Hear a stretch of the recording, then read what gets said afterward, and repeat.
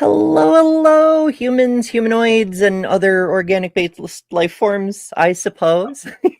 Okay, hominids. I like hominids because that's sort of the entire genus feels included. I'm gonna have to Sure. exclude pan troglodytes and stuff like that. Chimpanzees. I'm sorry. I'm sorry.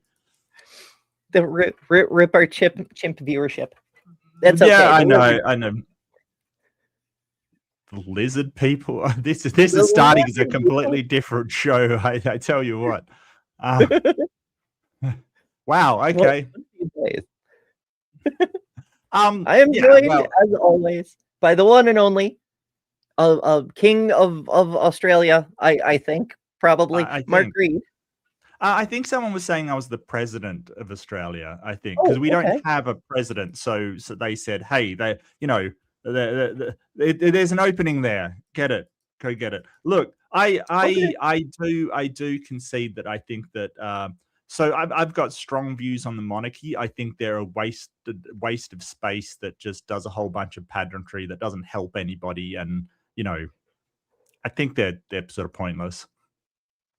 Kind of pointless. I don't know. I've such mixed thoughts. I get the tradition, I get the evoking back to romantic times and this and that, but on the flip side, they'd use up a lot of taxpayer money. Yeah. Well, not from us. Not really from us. They really take it from England, but I just think that they don't do anything at all. Like, so we have governors that are sort of supposed to be the king's representative, but they don't do anything. They basically meet people and, just have a ceremonial role. So yeah, we don't, but we still pay them. So, but if we didn't have them, we'd have somebody else like a president. So yeah. Yeah, there's pluses and minuses. I keep thinking about Terry Goodkind. Not Terry Goodkind, Terry Pratchett, one of those Terrys, wrote something along the lines of, if you just give someone unlimited power, then they have no reason to abuse power. Instead, they'll try to do good for their people so that they're remembered as a hero because that's the only goal for them left to achieve. It's a nice thought, but history doesn't really bear it out that well. Yeah, I can't see that ending well. I think that a lot of people have had absolute power and done really horrible things. Mm-hmm. Yeah, we're going to make humanity better by getting rid. We're going to snap away half of it. That'll improve things. Yeah. Wait, never mind. See, this is why no one hires me for president of Earth, because someone would take me seriously. I'm afraid, but it could be worse. We could be two theists arguing over whose imaginary friend is the most real. Yeah, I'm a bit uncertain about this one, but it might be interesting because, as you pointed out, they may actually have it'll be interesting to see what the Muslim says about the arguments and their sort of reasons why they don't think Jesus is God. It's kind of weird. I'm wondering if the Christian is going to turn it back on.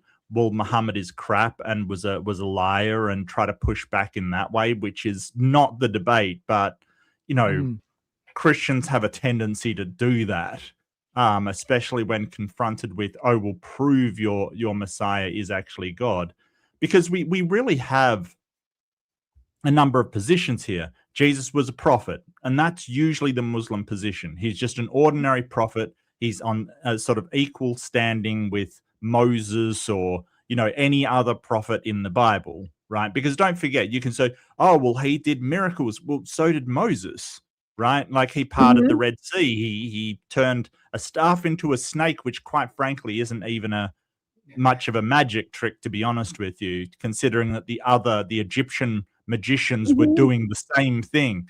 But that's what the first position. Second position is Jesus was, prophet plus. He was the Messiah, basically. He was the one spoken about in Jewish prophecies that would come back and save them from their, sort of inequities and the status that they were in. And then you have the, Christians going, well, he is in fact God, even though God is God, and they're both 100% God, but Jesus was 100% man.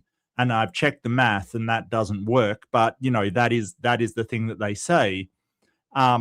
There's this sort of prophet plus, prophet unlimited, basically. Like he is upgrade. Right. So, it'll be interesting to see what position the Muslim will actually take, and what position that I presume he's going to take the Trinitarian position. If it was me, I would be attacking that, right? Sort of the idea of the Ten Commandments saying, I am the Lord your God. This is Yahweh. You shall have no other gods before me. But Christians very much have another God before them.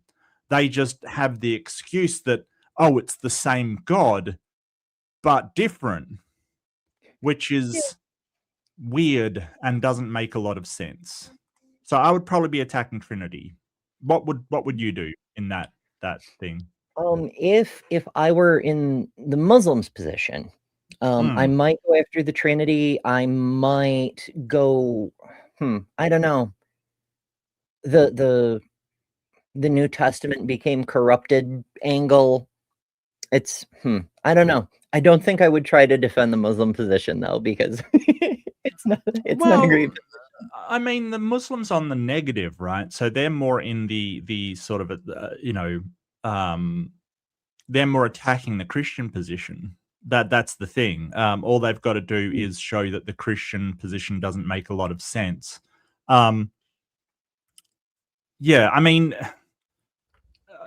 I don't know. I feel like the Christian, I don't know how they're going to go about this, but it could be interesting. Yeah, it definitely could be interesting. I just, I don't know. Yeah, we'll see how it goes. So yeah, we're starting like a minute in. This is the, welcome to the channel intro graphic, and then they do a quick exchange. Are you okay with us showing this on YouTube? I believe they do this conversation in Arabic, and it's dubbed for English, which is how it's available on their channel. So, yeah. Okay. In your opinion, is Jesus, peace be upon him, a prophet or a god? God? Well, I'm not a clergy member. We don't define groups that don't accept Jesus as God as Christians. Today, there are three major Christian branches: Orthodoxy, Catholicism, and Protestantism. Protestantism itself is divided into many denominations, but they share some basic pillars of faith, so they are generally considered Christian. Groups like Jehovah's Witnesses and Mormons aren't considered Christians by us. As an Orthodox I noticed the by us part, and it's important to qualify, because to an outsider, anyone who believes in Jesus Christ is a Christian. Well, I mean, the leverage that Muslims generally have, that sort of Mormons come along and add on to it. It's like, well, the same could be said of your religion. Like you're basically coming along, adding on the Quran to these, maybe it's not as fanficky as the Mormon book, but it's still an addition to the Old and New Testament. So the Quran is essentially doing the same thing. Yeah, much like the New Testament did. Well, okay, so the New Testament is complicated, and we'd need a doctor for someone to go through all the ins and outs of it. But various people have compiled a bunch of the random assortment of books that came out after the first century, claiming to talk about this Messiah, this prophet, this whatever. And Marcion was among the people who tried to put together his own collection of documents, but he included ones that the church fathers in Rome and some of the other big cities, they really weren't comfortable with. They were like, no, we don't like this. It's gonna be canon.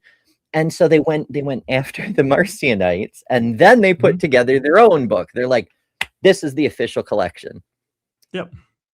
So, I mean, it the Muslims aren't wrong. It is corrupted by the church fathers exerting direct influence and not being guided by the Holy Spirit or whatever.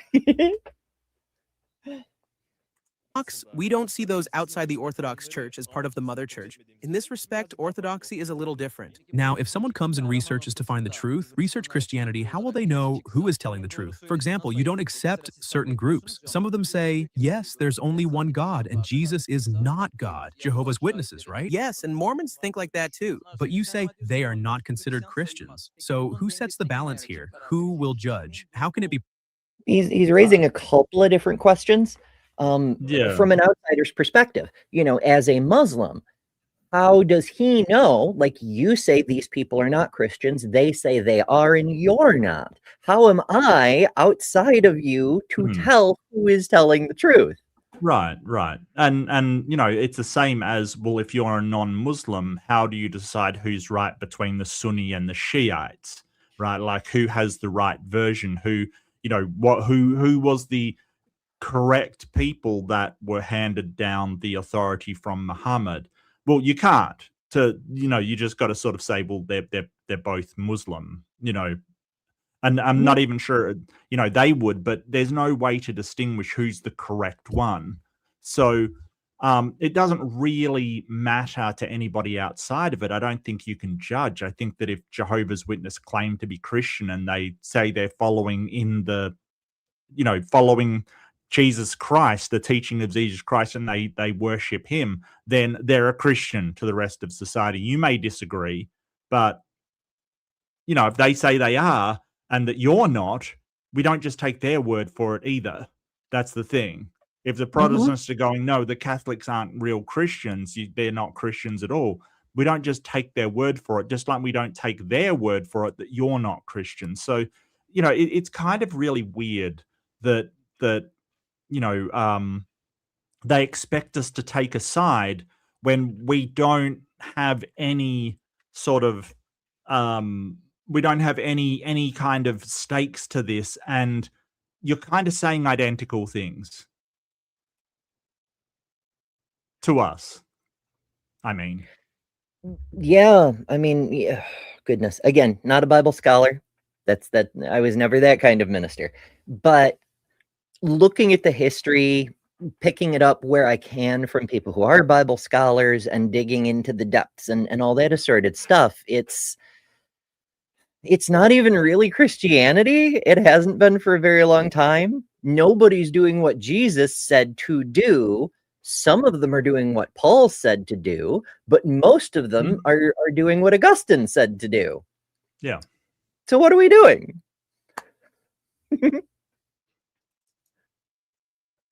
Proven who is right. Is Jesus a prophet or God? According to orthodoxy that you referred to, he is said to be God. So then, what evidence can you give for this? Now, first of all, this is called Christology, Messiah studies. From some of the characteristics that define Jesus Christ, the life of him, from what he did, in some way we come to this conclusion. There is a misunderstanding here, and many people confuse this. We accept Jesus Christ as God, yes. But at the same time, we say Jesus Christ is 100% God and 100% man. But how can... Yeah, the math ain't mathin', my friend.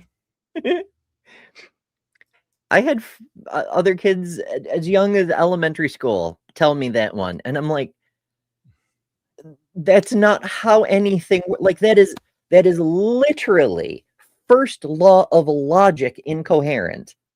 If A equals A cannot also equal, not, it breaks my brain, and it always has. And I'm like, you realize you just said your beliefs, the thing you think is true, is a contradiction. It is an incoherent statement. And yet you still believe it. You just told me that it makes no sense and cannot possibly be true. You said that, and yet you still believe it. Make it make sense. Yeah, so you're on the right lines with that modal logic, right? A equals A, and then A equals B, which is the person, but B does not equal A, right? That's where it breaks down. It's A equals B, God, Jesus equals God, right? So A is God, right? A equals person of Jesus, but B, a person, does not equal God. So you've got a breakdown there. You've got a problem with the way that logic is logicking. And of course, that in math we know is one of the, that math ain't mathin' either. It's just, if something is in its entirety 100% a god, and a god does not equal, a person does not equal a god, then there cannot be anything left to be a person. I'm sorry. It kind of reminds me of, when Trump's saying that companies are, the prices are going to be 1,000% lower. It's like, Yeah. no, that math ain't mathin', sir. Yeah, sadly, Americans have a problem with this. Other people have said drug prices are down 600%. Just yesterday, someone was telling me there was a 750% chance of a thing happening. And I'm like, I went to public schools too. They're not that bad.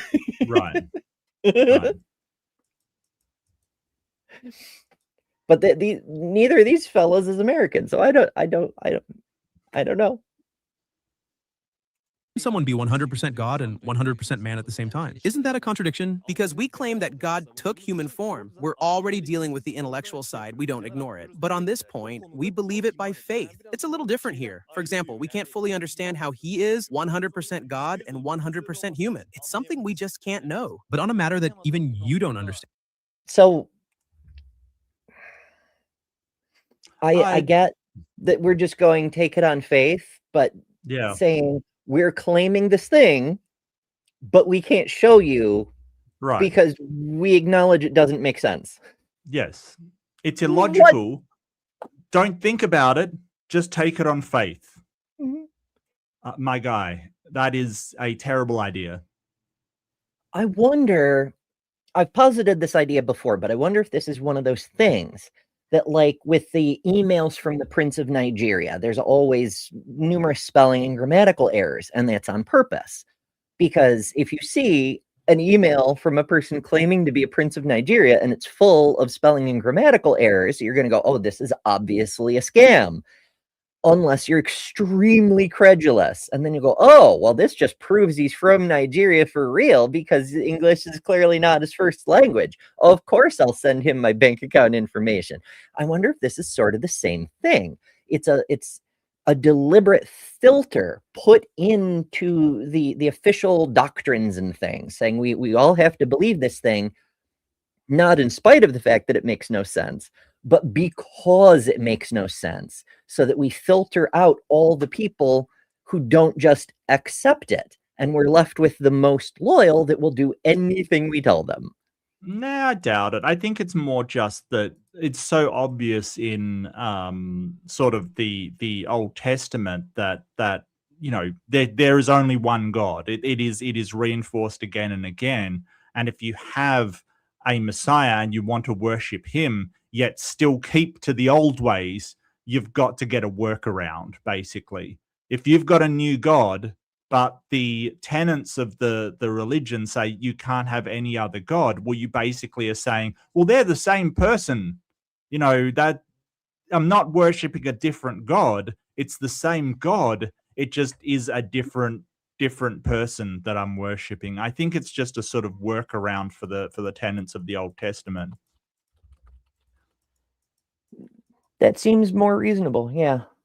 I'm curious if Paul says to worship Jesus, or if that's something the church fathers cooked up. Like it says in the Gospels, you only way to the fathers through me, but the Gospels were written later.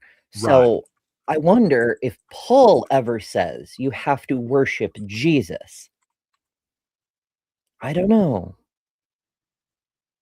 Have I not seen Jesus our Lord? Like he talks about the Lord, he talks about following the Lord, but following and worship are not the same thing. I don't know. I'll look into it another time. And how can you expect someone else to believe it? I mean, this isn't just a minor detail of the religion, it's the most critical issue. A human who is 100% man and 100% God at the same time. I'm really trying to look at it logically, and to me, it's clearly a contradiction. As you are already saying, you can't think of it with your mind. Yes, yes. Now, what we need to understand here is Trinity, as our own scholars also say, it is incomprehensible in its essence. They say it cannot be grasped. God is essentially unknown, and we will never understand How the very essence of God, convenient. not even. Yeah, okay. So this is where I'd say Art Attack as well. And he's on the right track. He's absolutely on the right track, because now he's going to, well, it's incomprehensible to us, so don't ask. It's just sort of, it really is a dodge. It's 100% a dodge. It's sort of like, well, if it's incomprehensible, how do you know it's true? And that's where they'll fall back to faith. Well, you just have to take it on faith then. Well, no, that seems stupid, to be honest with you. That seems, you're basically saying, I have a square circle, and someone going, that's completely incomprehensible. That doesn't make any sense. That's a paradox. And you sort of going, well, no, it's incomprehensible to you. You just can't understand it. You just have to take it on faith that I have this thing. Wow. Mm-hmm. I have long said that Yahweh is a fairy. In fact, this is, okay, tangent, this is backed up by mythology, sort of. In Irish lore, there's three types of spiritual beings. There's the angels, of course. In the beginning, they were all angels. And then Lucifer did the war in heaven thing, and all of the angels who defected and went with him got cast down to hell. But they weren't the only two groups. There was a third group that stayed neutral. They wanted no part in the fighting at all, and so they stood off to the side. So, because they weren't loyal to God, they couldn't stay in heaven, but they didn't betray God, so they couldn't be punished in hell. So that group were cast upon the earth, and they became the Fae, the leprechauns, and the gnomes, and the kobolds, and the elves, and all of this. They're angels. They're not angels. They're not demon angels. They are angels, and they're sort of like chaotic free agents, because they're not really loyal to good or evil. Well, I don't think that was the original mythology. I think they had the court of the Seelie and the Unseelie, I believe, that were the good fairies and the bad fairies, basically. Yeah, that's the Christianized revision. Because when St. Patrick showed up and he started just killing everybody who didn't bow and start paying tithes, they very quickly brought all of their stories into line with church doctrine. Or I might be thinking of the Scottish one. I'm not 100% sure. Hang on a second. Well, there's kind of a milieu in it's hard to tell what's from pre-Christian Europe and what's spread as folk tales after the Christians took over. But yeah, there's a general understanding of fae creatures. Like the Wild Hunt, for example, is linked to the Unseelie court, but and you'd have to ask Brie about this because that's her field.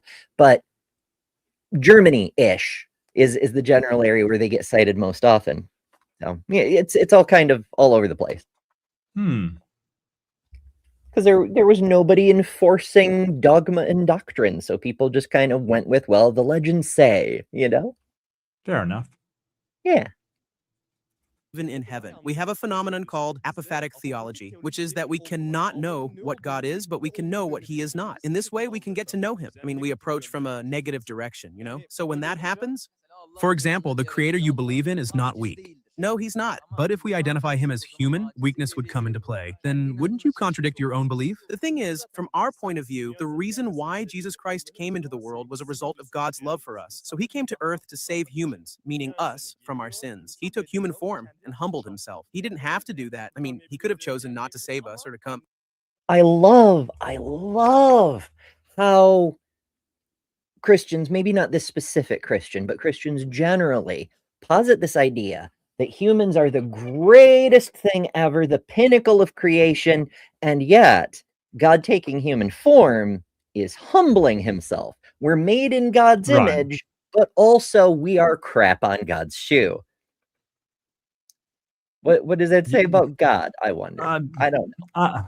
I don't know. I guess it's just a matter of perspective that that we're the greatest in creation, but nothing compared to the creator, I think is the sort of, thing that they're getting at. But this is sort of, oh, well, why, a god isn't weak if a god isn't strong and powerful if they're in human form. And he's like, well, he didn't have to do that.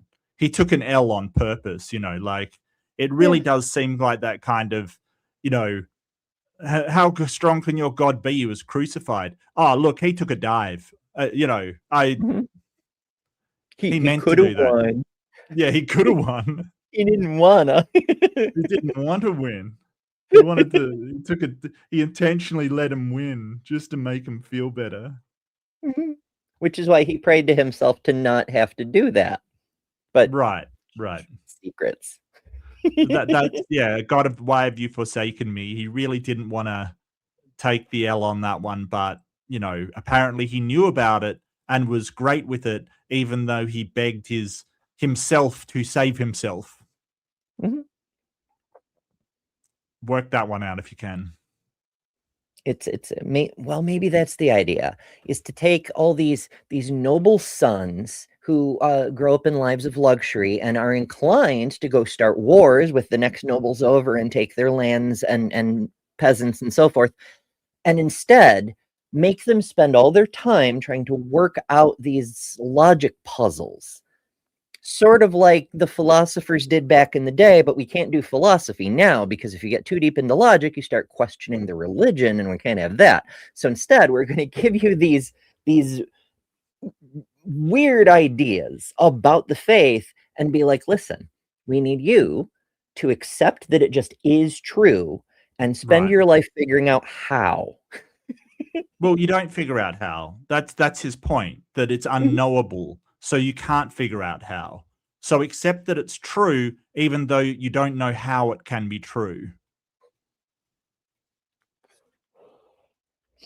Mm. And no way to check it, no way to demonstrate. We're going to trust Right. this God, even though the very first thing he did with humans was lie to them. But we're going to trust this God, and we're just going to take it on faith. But here's the thing. Even if you're inclined to take it on faith from a God, from a person, from whatever, when there is evidence to the contrary, you still have to consider the evidence. It's troubling, but maybe that's what makes us skeptics. We're not just seculars, we're skeptics. We're like, but the evidence doesn't agree. So maybe we should think about this a little more before just like declaring for one side and trying to kill the other. I don't know. Well, I mean, it's not just that the evidence doesn't agree, but it seems to violate basic laws of logic, like the basic way that the universe seems to operate. Like you can't have A equals B, but B doesn't equal A in return. It seems to be a violation of those basic principles of the universe. So it's not just that there's no evidence, it's that there's, if something violates logic, then it doesn't exist. We can imagine, or we can conceive of a square circle, or we can conceive of a married bachelor. We can conceive of these paradoxical things, but they don't actually exist. They're just abstractions. And so, it leads me to believe that this is it's just a concept that doesn't actually exist in the real world. It keeps things interesting. I don't know. It bothers the hell out of me. But say, Livy, I'm always trying to understand why people believe what they believe, though. So I keep hearing the same things over and over. Maybe someday we'll get different results. But he was born of a mother, felt hunger and thirst, cried, prayed, died, and was raised. At the point of weakness, isn't it contradictory for him to become weak? Because you say he is 100% man, 100% God at the same time. At this point, something is either the creator or the created. Therefore, when you think about both, there becomes a logical contradiction between them, and there is an inconsistency there. I'm so glad he pointed that out, because that's true. See, the thing of it is, when you run into a logical contradiction, one of the things that it could be indicating is that you're looking at the problem wrong. And in this case, the problem is the baked-in presuppositions. Like, for example, I am a child of my parents, but I am the parent of my children. So if you presume that it's only possible for there to be one creator, that doesn't make any damn sense. How can I be both creator and created? The resolution to that apparent contradiction is the understanding that there isn't just one creator. And the same can apply here. But he does think there is only one creator. That's the thing. Yes. That's the same within both of their frameworks. So he's coming at it with sort of an axiom or a starting point of there's only one creator.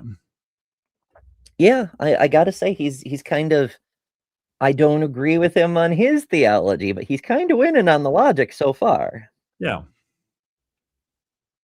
View, Jesus Christ was not created. God forbid if he were created, we wouldn't call him God. The hypostases in the Trinity, the Father, the Son, and the Holy Spirit, are not created. So you're saying all three of them are gods? Doesn't that create confusion? If all three are 100% God, doesn't that mean you actually believe in three deities? Let's think of that three as a thick one, like this, like we used to do in elementary school. Like it's three, but actually a thick one. God has three personalities and one essence. I don't know what the hell the translators are talking about. I'm sure they just went with whatever the word literally meant. Yeah. Oh, but I'm sure they're using AI out the wazoo to translate this one. Like, you know, you're probably right. But like, Yeah. I don't know what a thick one means, but I can gather from context that it's sort of like the Boy Scouts logo, which is just like you're making one vertical thing, even though there's three fingers. And honestly, that's not the worst way I've heard that described. It's pretty bad though, because like even if you do one thick one, you've still got three fingers. You wouldn't say this is one finger, right? Like that's not it, right? Like, okay, you might say 5 of the fingers make one hand, but that's not true also. There's also something in there. And when you have like 3 like this, then that is 3/5 of your fingers, right? Like we don't say, well, that's 100% of your fingers. No, that's not how set theory works. Like I understand, and people have described it as sort of, well, you have a herd of cattle kind of thing. And it's like, okay, but if you've got 20 in a herd of cattle, they're not 100% of the herd, right? You're saying that there are 3 of these things, each 100% of the total of it, of the totality. And that's not how that works. If you have 300% of the totality, you have 3 of those things. That's how it works, right? Yeah. I was thinking along a slightly different line, but the similar general thrust that, you know, to say that these are the 3 fingers, or even the 5 fingers, right? Like the 5 fingers are your hand, but each finger is not your whole hand. Like to say this is the hand and this is the hand and this is, how many hands do I have? Well, they're all the same hand actually, but like they're not. Or a tree, right? Like the leaf is 100% tree and 100% leaf, but the leaf is a part of a tree. It's not the whole tree. And what the fuck do you mean 100% leaf? It doesn't make sense no matter how you try to look at it. But I don't know. My personal favorite is that it's like spatial dimensions, right? Like you've got, say the Father is the vertical, and the Son is the horizontal, and the Holy Ghost is the z-axis. Well, they're all those things, and the point where they touch, that's God. It's just a fun way to put it, I guess. What? Then that would mean, I mean, that point, right? That point does not have the entirety of the Z, X, Y, or Z axis. It only exists at a certain place within it. So that means that it's on that, because God is everywhere, right? So that point where they cross is everywhere. And we see that in the real cosmos, because everywhere you look, there is height and width and depth. Everywhere. So there is that point all over the place. I'm totally making this up off the top of my head. I think I'm doing okay. Yeah, but that point doesn't. If the entirety of the universe has that property, not the point. You're making a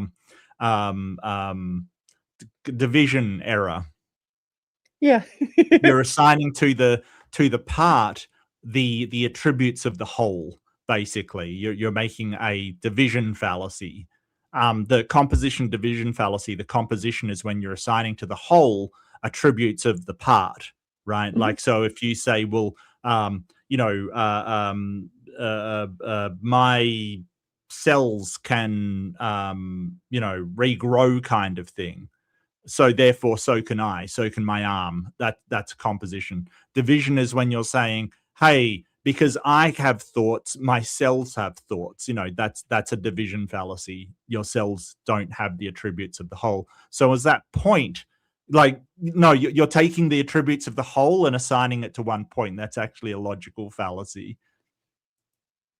Yeah, and I wish we'd learned logic in elementary school, because Mhm. I would have absolutely said that to that child who was like, "Oh, he's 100% God and 100% man, and also his father, and also this random ghost." And I'd be like, "That sounds like a composition division thing, because if he's part of the whole, then he's not the whole for the same reason. My cells can't think, and you can't, like, some of my cells can regenerate. That doesn't mean you can give me a haircut and my hair will grow a whole new ember. Although that would be useful if it worked." Asexual reproduction for the win. They are not three separate entities, because God has only one essence. You say all three are 100% God and each one is distinct as the Father, the Son, the Holy Spirit. You say all three actually have their own unique forms. Even if we say they are actually one, it becomes like 1 + 1 + 1 = 1. But it is a contradiction, because you say all three are different. You say all three are 100% God and they are one, but it becomes three different personalities. Reflection is a slightly different concept, but to call all of them deities and 100% God is another different concept. When you look at Islam, everything is a reflection of the names of Allah. For example, the formation of a fruit on a tree is a reflection of the names of Allah, Ar-Rahim and Al-Karim. But this fruit is created. It is a creature. When we look at a fruit, we can... Again, translation, I'm not going to hit him too hard for saying the fruit is a creature, but this is literally, look at the trees. It's saying, well, the fruit has a name based on Allah's name, and therefore it's proof of Allah, because we named it that. Yeah. Yeah. No, it's just a fruit, my guy. It's just like, I think creature, you can sort of just biological organism kind of thing. It's just, yeah. Yeah. understand the name of Allah, Ar-Rahim, is merciful. But if I say the fruit itself is a deity, it's a completely different thing. It is called shirk. But you have already said God forbid for this, right? Yes, there is no such thing already. Why did you said God forbid? Why shouldn't an apple be a creator? After all, it was created. Logically, isn't a human being composed of atoms in terms of structure? It is. Naturally, human nature, under the rule of entropy, lives, goes through youth and old age, and dies. Since the human structure is unstable and wears out, we say the human body is mortal. That is, it was created. If it wasn't created... Being mortal isn't synonymous with being created. We create, phones. They're not mortal. These are not the same thing. Yeah, and I think that, I'd like to know more about what they see as a creator, because it seems to be getting into that, well, you're not a creator unless you can use some kind of magic, because we don't see anything created like that anymore, right? What we see is, like, the apple will generate a seed that is then planted that will create another apple tree. And it's part of the reasons why I kind of don't give Aristotelian logic, this massive, it's just the pinnacle of thought kind of thing, because it seems like, when we're talking about identity, that means sort of what things are. I like process ontology a lot more, which is sort of saying, hey, things are not just static ever. They're always in transit, in a process of change from one thing to another, and we just take a sort of, this is where the process actually is in this time. So like, an apple creates other apple trees. Does that make it a creator? Oh, it has to generate it from nothing, kind of thing, or do magic basically to create it. Well, okay, then what is a creator? It's just the original kind of entity that created everything. So Mm. why isn't an apple creator? Well, because it's not using magic to do it. Are we sure though? Are we sure? Pretty sure. Pretty sure. It could be a magic apple. I don't know. I haven't checked every app. The Bible tells us that a long time ago there was a magic apple. Okay, it doesn't say it was an apple, but church tradition says. Yeah. Then it must be infinite. In other words, the creator, whom we call Allah, is eternal and infinite, and you accept this as well. But when you call a mortal being, Jesus, God, and say he is 100% God, and also dies, it's a clear contradiction with the concept of the creator. Something that dies. Well, it depends on your concept of the creator. With that concept of a creator, it's incompatible. But the idea that he has to take a mortal form when he already had a form when he was wandering around Eden and whatnot, but never mind that for the moment. Well, Yeah, it's a contradiction to say he takes a mortal form and then dies, because then you have a dead God, and maybe he was eternal, but now he's dead. And that's his own doing because he took a mortal form. Oops. Well, I'm I not guess. sure that. Well, I mean, you can only, under that Trinitarian view, you can only say that the mortal part died, and then the mortal part came back from the dead.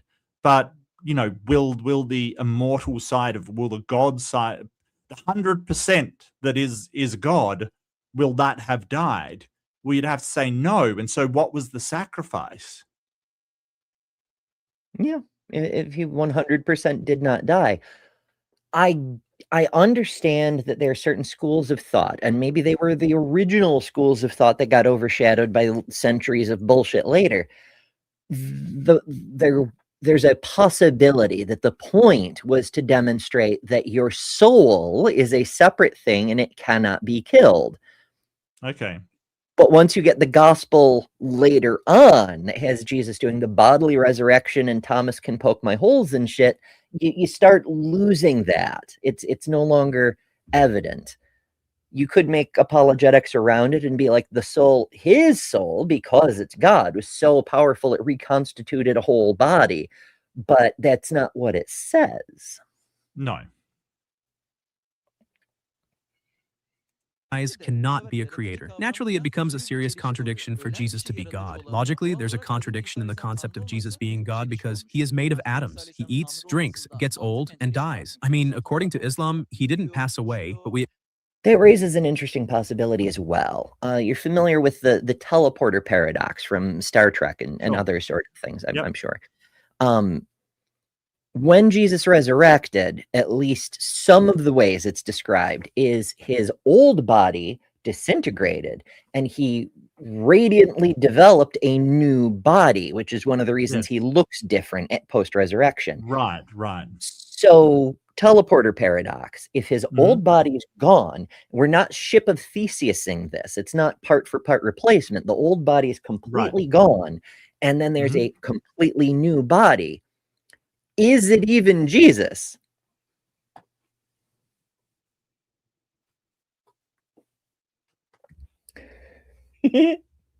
I don't know. Like, so we know that behavior is controlled by neurology. If he has a completely different body with completely different brain, will he still be the same person? Yeah. I mean, is it a person or is it like a biological Sims character being run remotely from up in Holy Ghost land, Like the divine mech suit that is Jesus. It's just God sitting there pulling the levers, like, Yeah. wow. Have we got like a Black Mirror, an Altered Carbon situation? Altered Carbon was the one where they had those stacks that they had their personality. Downloaded. Yeah, and the sleeve was just this blank canvas, like, what are we talking? Like, none of this is all so nonsensical to me. Like, I do like, I don't know if this is a debate though. It's more just the Muslim grilling the hell out of the Trinity on the Christian side. I'm not averse to it. It's just like, are you going to strike back with anything approaching this is how we know he is God? Because at the moment, his entire argument, the Christian's entire argument is, yes, I know it's illogical. You don't understand it, bro. You just have to accept it on faith. Yeah, I get that they're doing like a street epistemology thing, which is so weird, but also intriguing. But McTime raises an interesting possibility too. The Michael Bay version of John, because of the superhero thing, it makes me think of near-death experiences. And while Jesus was not really dead, was he having an NDE of himself? Did Jesus meet Jesus when he was being not quite dead? I don't know. Maybe I thought he it was met a the fun idea. Holy Ghost. I don't know. I don't know Yeah. who you're supposed to meet. Are you supposed to meet Jesus or the Holy Ghost? I don't know about, because I mean, people claim all kinds of different things when they have NDEs. And presumably because Jesus was supposed to die, it wouldn't be an NDE at that point. It would be a DE. Mm. And not a desert eagle, a death experience, like he would have actually died. Depending on the story, I suppose, but it's some of the apologists we've looked at over the years spend a great deal of time in trouble on NDEs, and so some of them have rounded up a bunch of stories. A few others, like Sygart, for example, has his own near-death experience that he can talk about. And the overwhelming majority of them are something along the lines of, I saw a man, and because I'm Christian, I know that man was Jesus. But a Muslim will tell you the same thing and say, I know that man was the Prophet Muhammad, because they're just confirmation biasing their own religion, Mm-hmm. Say lovey. Yeah, I think the funniest I ever had was talking to, do you remember Praise I Am, that absolute moron? Him trying to claim that somebody came back after brain death like days later, and it's like, 48 hours or 72 hours later, and it's like, my guy, no. Sadly, no. We don't have that big a bag of tricks quite yet. Yeah. It'd be neat. We've got the little shocky paddles to restart a heart sometimes. We've been experimenting with a version for the brain, but shocks just don't seem to do it. It's not just electrical current. It's a little more complicated. Well, even if you could, I mean, once the cells of your memory die, that's it. They're gone. We can't recover them. Like it's just wiped at that point. So even if we could, would you even be that person coming back? I mean, it's an interesting question. If your memory is wiped of all experiences, all everything that you are, and not just unable to access them in your conscience, like usually amnesia is. Would you even be the same person? We don't know, because it doesn't happen. Yeah, it would be. Oh, that would be weird. I'm thinking of like if we had like Android bodies and we took a magnet to our hard drives, and then we were like, I don't know, it'd be eerie because who we were would be gone, but we're not actually dead. I don't think I'm not sure. I mean, if I were experiencing it, I wouldn't know I was experiencing it because I'd be a blank slate, but it'd still be weird. Except that Jesus, peace be upon him, was mortal. Also, just like there's a contradiction here, the Trinity concept leads to another inconsistency. To say all three, the Father, the Son, and the Holy Spirit, are 100% God, yet one God, is contradictory. It's not said they are 33%, 33%, 33%, but rather 100%, 100%, and 100%. Logically, this already adds up to 3. So these are two basic major contradictions. I see this kind of irrationality exists. Here, I'd like to ask you something. When I researched, I found this. Do you know or have you heard before in the Bible, in your holy book, is there any chapter where Jesus says, I am God? Well, as a chapter, let me say, like, Is there one verse like that? no, he doesn't say that. No. His behavior and his life certainly makes it very clear that he was not an ordinary person. Can't he be a prophet instead of being an ordinary person? He transforms his shape on Mount Tabor. He changes his form. He becomes a pure light. He raises the So- dead. For example, Prophet Moses Right. Yeah. Like none of this is especially remarkable. Like every Yeah. one of Jesus's miracles somebody else does, and none of Yeah. them are God. Yeah. And Moses did a whole bunch of miracles, as I pointed out earlier, and he's going to go to that because, hey, that's in the book. Big deal. He did some magic tricks. Big deal. Yeah. So have many others. I mean, Saint Nicholas of Myra, for example, did a bunch of the same things that Jesus did and much, much bigger. Jesus fed the 5,000. Saint Nicholas fed an entire freaking city. Whatever. But what is a magic trick? A miracle, you might What's that? say.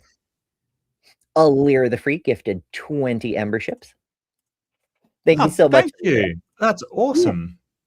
Hell yeah. Alira's been dropping some membership. So normally I plug the emojis because, that's every member gets access to the emojis. And that's all some members want. And that's fantastic if that's all you're interested in. There is a lot of member exclusive content, though. So there's other perks, too. So I hope you enjoy and become permanent members. But there's a literal boatload of emojis, including an actual boat. Our newest emoji is a pirate ship that Alira made. Nice. Yeah. I'm very amused. It's very cool. So thank you, Alira. Alira says it's 4 a.m. here, so peace be upon me, I'm going to sleep. Have a wonderful weekend, everyone. Thank you. Well, have a lovely evening. also splits the sea in two, but is he Or morning, I suppose, since it's 4 a.m. But Yeah. one of those. a god? No. He's not, right? You don't call him God. And did Jesus not grow old? He did grow old because he had human nature. But if man grows old by his nature, then the creator cannot grow old, cannot change. But nothing happened to God anyway. But something happened to Jesus, and you accept this in this way. I mean, you've already said that. You said the Trinity cannot be looked at logically, but also How much of a bummer would it be to be this God they're describing? You can't grow old, you can't change, therefore you can't experience, right? Like your state, your condition cannot ever be altered. And so you can't have a sandwich and be less hungry because like your state of hungriness never changes. You can't add that sandwich to your mass. It'd be Yeah, very but you wouldn't get hungry as a god. Like the question is, why would you do anything? Because you already have the knowledge of all experiences that could ever be had in the universe, right? Like you're omniscient. You know the outcomes of all possibilities. So you've already had, and one of the things we used to catch theists with that's a bit thingo is like, does God know what it's like to be pegged in the ass, right? Like, because he's omniscient, he should know what that's like because he knows everything. And then you watch a theist lose their mind. yeah, that's fair. Just saying. I'm sure I've heard you say that before, but I was not expecting it. No, I don't usually wheel that one out because, he must. He has to. That's one of the problems when you start to appeal to omniscience. That you have to have knowledge of all things. So would God have knowledge of what it feels like to rub peanut butter on his nipples while being suspended upside down over a lake of trout? He must. He must know what that's like. Does the sensation change whether it's trout or sea bass? Yeah. And salmon is sort of a middle road. Look, like Okay. the point is, at what point does this break down just to bullshit? Like, at what point do we go, this is nonsense. Like, yeah, it's ridiculous. Yeah. In fact, you could take it to a second degree. He must know what those things are like, but he must also know what it's like to not know what those are like. I don't think so. That's sort of second order knowledge. Mhm. But if he knows all things, I don't know. I'm just being silly, as I often do. Man can't do something without using reason. For example, it's one thing not to understand the wisdom behind a rule, but it's another thing to accept an obvious contradiction, like something exists and doesn't at the same time. Can you accept such a thing? You can't. Well, because it is a contradiction. Something either exists or not. You can't accept both. Just like this, a person is either man or God. When you say Jesus... What if it's in superposition, though? Like, Yeah, what collapses the waveform then? Like, what collapses the superposition? yeah, does God observe himself? Maybe. I Frequently. mean, if he sees all. Maybe. This is both 100% human and 100% creator, it becomes an obvious contradiction. And from this point, the mind cannot find a way. But if you say it's a belief based on feeling, then we can discuss that separately. It's already like that. I mean, actually, the whole Christian Well, life is like this. okay. So he didn't say, like, so for a start, that guy's really straw manning his position. He didn't say it was based upon feeling. He said it's based upon faith. Now, what he should be doing is investigating, going, what do you mean by faith? Because that can be taken as all kinds of different things. Now, in the Bible, it says that faith is sort of this ephemeral thing that what faith is confidence in it's evidence of things unseen and confidence of things I can't remember the other one. Hoped for, right? Yeah, something like that. Yeah, but it's more the evidence of things unseen. It's basically saying that faith is evidence of things that have no evidence. And if that sounds like a paradox, well, you're right. And it actually was first a Christian that pointed that out to me, that that's a paradox. And it's like, yes, that is a paradox. You're right. It seems to be a terrible way. So he's not basing it on feelings. He's not saying, hey, I feel a certain way towards this, so I believe it. He's saying, I take it on faith. Now, some Christians say that faith is just confidence along the lines of evidence kind of thing. And it's like, okay, well, why using faith then? And why doesn't it say that in the Bible if that's what faith is? But, you know, that aside, so it's really, he really needs to find out what he means by faith, because you're talking like he's already said, well, faith is just my feelings. And that may very well be true, to be honest with you. A lot of it, the faith does seem to be whatever the Christian feels like. You know, whatever they have this emotional connection to is their faith. But they really should define it, because that can mean all kinds of different things. It's true. We need to get to the bottom of, like, what is it you believe? If you can't be clear about what you believe, how can you even begin to understand why? I don't know. Maybe I'm silly, though. Very. It's like a story of a man's journey to go beyond himself. We start on this path as humans, but we don't finish as humans. It's a journey to go beyond our humanity. These thoughts, these theological debates, even our own church fathers say this. Theologian Gregory says, if you think too much about the Trinity, you will go mad, in the sense of... Okay. I don't know who theologian Gregory is. Again, AI translation, whatever. But sure. Presumably it's Saint Gregory. Like he was the Pope at one point. Give me one sec. Like Pope Gregory?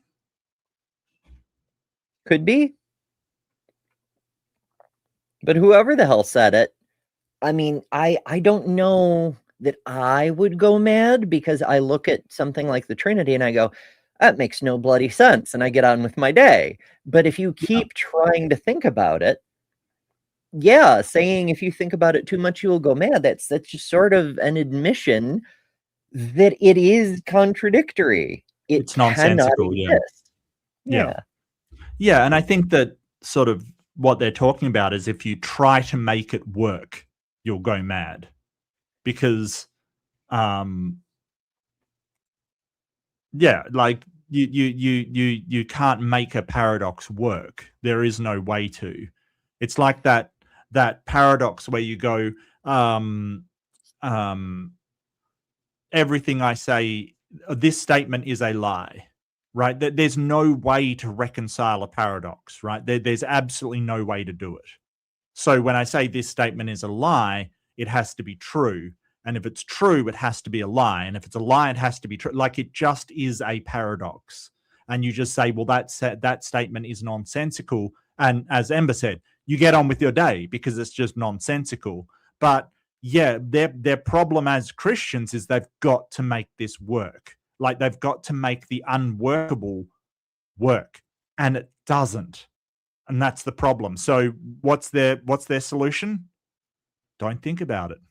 Just take it on faith. Just assume that it's true and don't think about it. Yeah. Oh, was it? I think Tommy and Matt were reviewing John Lennox's book plug interview, by which I mean it was John Lennox on Alex O'Connor's show to sell books, but he did a little bit of apologetics in between. And he said something along the lines of, as a mathematician, when we can't solve a problem for a few hundred years, we just stop asking that question. We go to a different problem. We substitute a different problem for the one we cannot solve. And, you know, as they pointed out at the time, that's sort of the key to apologetics, is when you have a question you don't answer, you just substitute it with a different question and pretend you answered it. But it's in actual mathematical philosophy, you bracket a problem and set it aside. You mark it as a variable or whatever, and you just leave it there and continue to work the equation. Usually, not always, but usually, as you resolve some of the other unknowns and variable terms and so forth, what that bracketed thing is will become clearer. Right. Usually. Of losing your mind. Because for us, God is secret in his essence. You know, as you say, there's a thought like, if we think about it, we'll go mad. It's more of an emotional point. Can this don't think about it approach work for everyone? You know, especially in this century, the age of science. When people cannot find a solution through reasoning, they naturally don't lean towards it. I mean, for something to convince me, I must be convinced emotionally too. I accept this. It needs to convince me emotionally, spiritually, and my nature must accept it, but my mind must also accept it. But when you say don't look at it logically, that's an interesting perspective. I'm inclined to push back and be like, well, if you know, whether you can accept something emotionally or not has no bearing on whether it's true. What does it mean to accept something spiritually and so forth? But the gist of what he's saying is that I can't accept it if my mind doesn't accept it. Right. Yeah, I'm kind of with him on that one. Yeah, I think there's always going to be that cognitive dissonance there, that I'm a rational person, but I believe in something irrational. I think that's always going to stick with people. That's, you know, one of the tools that we use as skeptics to say, hey, this might not actually be true, because you can't claim to be rational and accept something so irrational and something that doesn't make any sense when you delve down into it. Yeah, it's that's another one that goes back to, you know, grade school, saying you cannot tell me you're a rational person while you're out here saying that you believe something that you know is irrational. I don't get it. Maybe it's my tism. Maybe it's a social thing and I just zoom there, you know, bye-bye, like nil right over my head. I don't know. one can't find a solution. When I assume the concept of three deities, as you said, Let's say 3 personalities. when I assume 3 personalities, it becomes 3 deities. That's the point of madness, because no solution can be reached. There's an obvious Well, there's an issue with that too. Like a few different heresies have been proposed over the centuries that the Trinity is like a schizophrenic God, and they will burn you at the stake if you say that shit. But that's sort of what has been proposed, that it's one God with three personalities who all have different properties to them, but they're all part of the same God. And in fact, they are the same God, even if they don't seem to realize it somehow. Something like that. Mm. Again, heresies, but it has Yeah. been proposed. Yes. But I don't think it's fair to say that if you had a real schizophrenic person with multiple personalities, shall we say, and I realize the terminology has changed over the years, but that's not important. The point is the example, to say that personality A is the whole person and personality B is the whole person and personality C is the whole person, and yet they are not each other. Right. That does not make any sense. Mhm. Contradiction there. The issue you call a secret and cover up is actually a clear contradiction and unacceptable inconsistency. The mind knows the contradiction of having three 100% entities and claiming they are one. That's why you can't reach a conclusion with that concept. There's already a verse in the Quran, had there been other gods besides Allah in the heavens or the earth, both realms would have surely been corrupted. If there were three deities, as you say, if you consider all three of them gods, the verse says there would definitely be chaos and corruption because different wills He would come into doesn't play. When we consider talk all three of them gods. That's the thing. He considers them one god and three persons that make up that one god. The problem is that he's saying that they're all 100% of that god, and that does not make any sense. So it's not that he's claiming that there's three gods. Yeah, that's I don't know. I was coming at it from a different perspective. I'm like, the Quran claims there must be one God because the alternative is chaos. Yeah. I don't accept that premise. Like you Yeah. have to demonstrate that. How do you possibly have a counterfactual for that? You know? Yeah. Well, It's very that's from his perspective kind of thing. I would push back on that and say, how do you know there's one? yeah. Because the book says so, basically, is their answer, because the book says it is. I need to be better friends with Paula Gia so that I can borrow his jingle. What's his jingle? He has like this ice cream truck version of the For the Bible Tells Me So song. Oh, okay. It's amazing. about the Trinity, it refers to three distinct deities, and each has a 100% personality. When you say all three are 100% gods, it means accepting their divinity and individual selves. It seems this concept is misunderstood here. Let's think of the Trinity like a triangle. At the top is the Father God. The Son comes from the Father. The Holy Spirit also comes from the Father. I say comes from because the Father gives birth to the Son and brings forth the Holy Spirit. We say But that's not how that works, right? Like, No, okay, no. maybe that's how he understands it, but the Mhm. way it's proposed is that the Son was there at the same time the Father began to exist, but also always existed, which is another fun contradiction, but never mind that. And the Holy Spirit, even going back into the Old Testament, before there is a Son, it's weird that the Son was here from the beginning, the Son doesn't show up in the New Testament. Never mind. In the Hebrew Bible, it talks about the Father and the Holy Spirit. Well, what we call the Holy Spirit, there's a different term for it, and it has feminine pronouns, by the way, but never mind that. But there's like the God, and then there's like the power of creation personified as a separate entity, but there's no dual God thing. They're separate powers that are Yes. always together. Yeah, and it's sort of like saying, hey, there's a triangle with God at the top and Jesus and the Holy Spirit. Okay, but you're saying that each of the angles that occupies a corner is 180 degrees. Yeah. Like it's not, say an equilateral triangle, you've got sides 1, 1, and 1, right? Each should be 60 degrees, right? Instead, you're saying that each of those angles are 180 degrees, the total of the angles within a triangle. My guy, that does not work. That's not a triangle anymore. What if it were 5-dimensional, though? That's not a triangle. That's a geometric shape, but you're not describing a triangle. What if it were a 5-dimensional geometric projection of a triangle that manifested in our 3-dimensional reality as if it were a triangle? It incarnated as a triangle. Look, we're having enough trouble with 3 of these, God persons, much less 5. I mean, come on now. Well, by some tokens, I mean, okay, so if you're Catholic, you've got Father, Son, Holy Spirit, Mary, the mother, and Satan. So you do have 5 gods.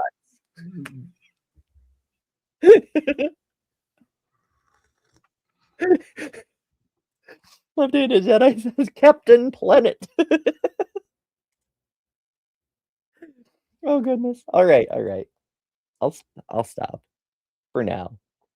God gave birth before the ages. Jesus wasn't created, he was actually begotten. The term begetting means coming forth, but not in the human sense of giving birth. Like he was formed later? No, he wasn't formed later. He existed with God for ages and eternity. Then how was he begotten? He was with God from the pre-eternity. There's no change in the concept of pre-eternity. What the fuck is a pre-eternal? You know what? I'm just gonna let that one go. Yeah, that's interesting.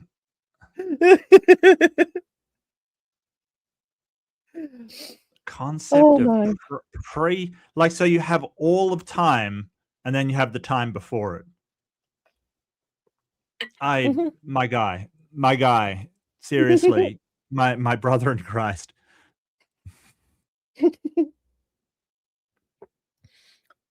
Nope, let's call that don't translation issue. Maybe, yeah, it could be they are. You're absolutely right. Could be, yeah.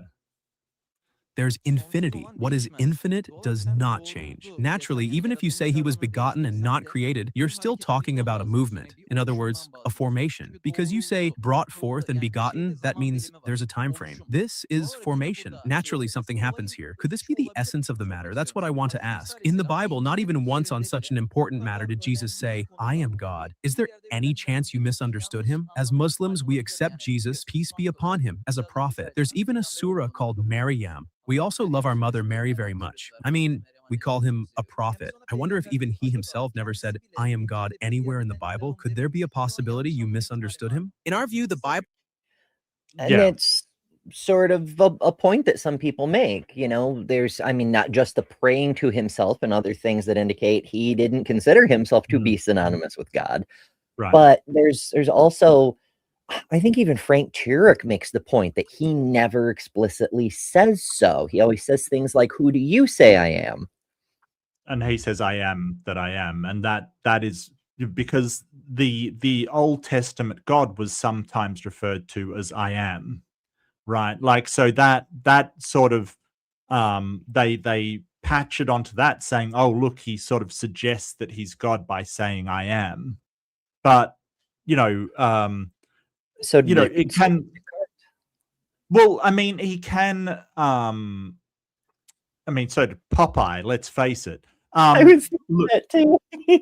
Look, it can be that all he's saying, like when you ask somebody where they're going, they say, "Well, I'm going where I'm going." It's a tautology. I am that I am.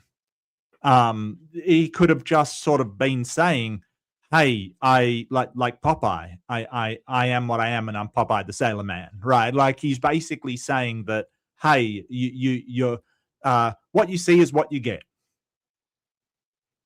right?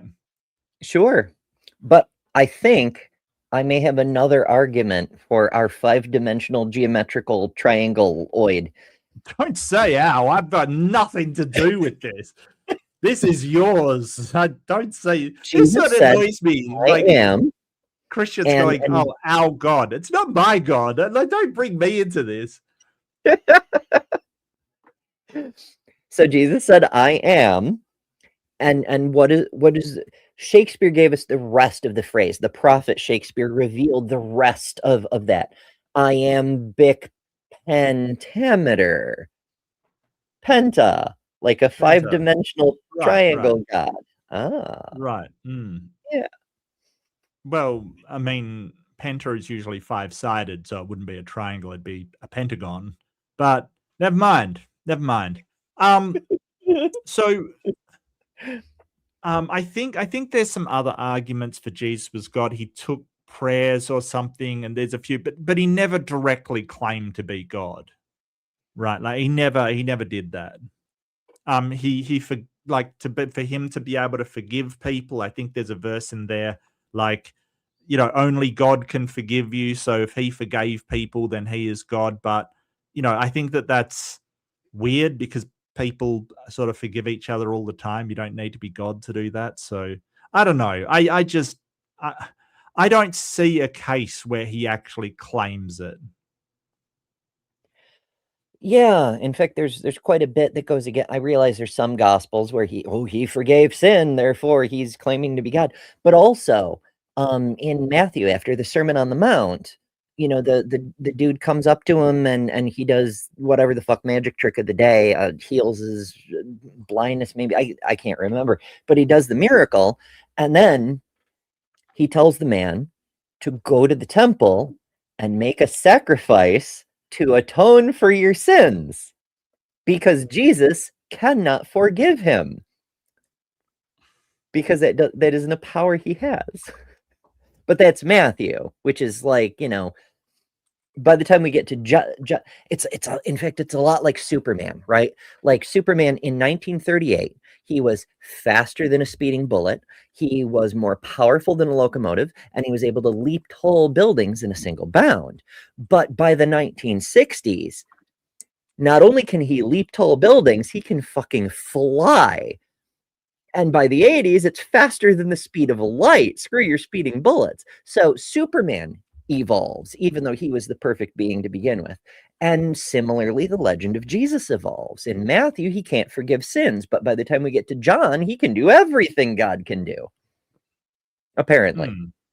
Yeah.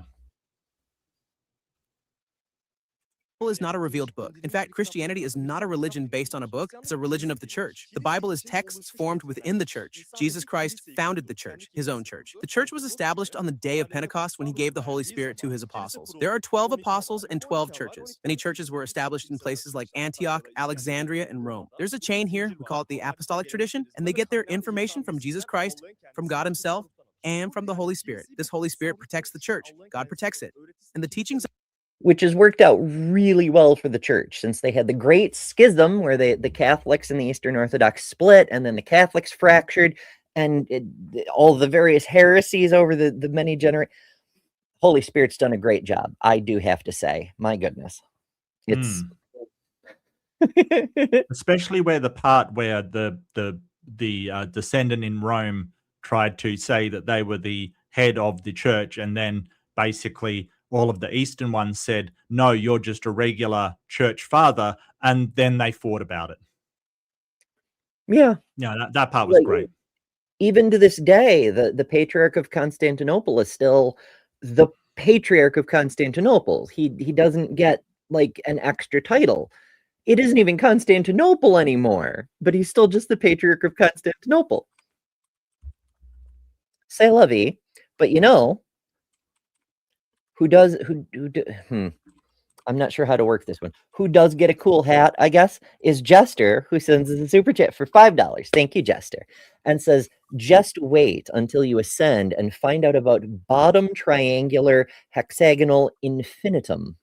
Infinitum? One of those. So, 5-dimensional triangleoids apparently are only the tip of the iceberg. Okay. of the church are true. Why? Because the church is authorized by God.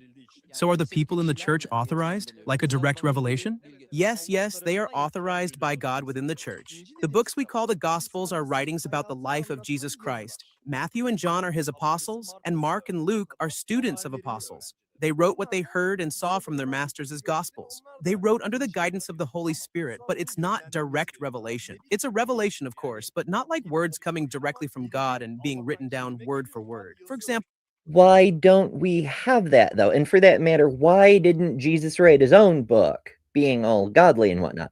And while we're on the subject, why didn't Muhammad write his own book? Does it matter that he was illiterate? Also, how do you have an illiterate prophet who can talk to an all-knowing being? But never mind that. Why didn't he write his own book? Whatever. But why can't God just do like he did with Moses and put his finger on a stone tablet and here's the truth, you know? I know. well, the Gospels reflect their You think you personal can do characteristics. miracles? You can whip out a book or two. You know, like that's not really a miracle. You know, you can do miracle and raise the dead, but you can't put a pen to paper or a stylus to paper and actually write something down. It seems a bit weird. Well, you know, paper is too much of a human technology. We have to make things out of stone. I also enjoy that the channel is like fact-checking the claim, which is one I thought about mentioning, but it wasn't super important, and I had more interesting stuff to bite on. But yeah, the Gospels are anonymous texts. It's just church tradition that assigns these names to these Gospels. I do like the direction he's going, though, that the books are put together by the church. The church already existed. So you can take away the Bible entirely and you could still have Christianity just like the Christians did in the first few centuries. Okay, I will say this. Matthew, Mark, Luke, and John. Now, is there any evidence that they saw Jesus, peace be upon him? Yes, Matthew and John were his first-hand apostles anyway, and Mark and Luke were his apostles' students. Oh, this is interesting. The slide says, Matthew. Some researchers claim that the author of the existing Gospel of Matthew is not the Apostle Matthew, but actually an anonymous Palestinian Jew, and there's a citation. The second point says, it is said that this book has an atmosphere of book arranged with dogmatic purposes. And there's another citation. So I guess that's like a critical scholar looking at it and being like, this is for dogma, which I actually agree with. Again, not a Bible scholar, but the ones that I've heard from tend to move in that direction. And the third point says, there are also those who say that the original Matthew has been corrupted. And that another citation. Of course, that's another Islamic scholar person speaking about it. Of course, they would say the Bible has been corrupted. But here, there's this from Christian tradition. Some of the earliest historians to talk about Christianity refer to a written Gospel of Mark. They don't tell us what it says, but they describe it in such a way that we can tell the Gospel of Mark we have now is not that Gospel of Mark. So there's a lost other Gospel of Mark, apparently. Something like that. What's not lost is a jester who uses a member chat. Member for 33 months. We're halfway to 66, which would be, you know, I'm trying to make a 666 joke, but that would take a while. Holy crap. But 33 months, almost to 3 years, freaking incredible. Thank you for sticking around so long. Jester says, it's less timey-wimey, more what the actual Frel. I get the first part. It's a Doctor Who reference because, of course, Doctor Who. The Frel thing, I feel like that's from that Star Trek show with the Muppets. What? I'm not. I don't know. What? Why can't I remember the name of it? It made in Australia. Farscape. That's the one. Muppets in Space. I was so excited for that show because I remember from like the old Muppet Show before they even started making Muppet movies, they would do skits where they would tease pigs in space, and I was like, Muppets in Space, finally. But it wasn't at all what I thought. Titan says Frel is from Babylon 5. How do I not remember? Babylon 5 was, I have to watch Babylon 5 again. It was one of my favorite things. In fairness to me, I haven't watched Babylon 5 since the first Trump presidency because the fascist takeover hits too close to home now. And I love the story, but it's an oof. If you want a science fiction fascist story that hits too close to home, watch V for Vendetta. Oh man, I watched that like I think it was early this year, and oh boy, that hits different these days. I'll tell you that right now. V for Vendetta. Whoa. I don't know if the Wachowski sisters were prophets in some way, but holy fuck. Like seriously. Was that the Wachowskis? Sorry? What was that? The Wachowskis? Yeah. V for Vendetta was the Wachowski sisters. Yeah. Oh, I didn't know that. They did Matrix and they did V for Vendetta. A couple of my favorite movies, really. It's really well done. The way people have like taken some of the symbology has gotten a bit weird, but the story itself is pretty interesting. What else is pretty interesting? See, this now I'm getting better. I'm getting the segues going again. And jokes are always funnier when you explain them. Left-handed Jedi, member for 29 months. Close, right up there. We're getting close to, there's a lot of people getting close to 3 years. And that's really cool. Thank you all so much for sticking around so long.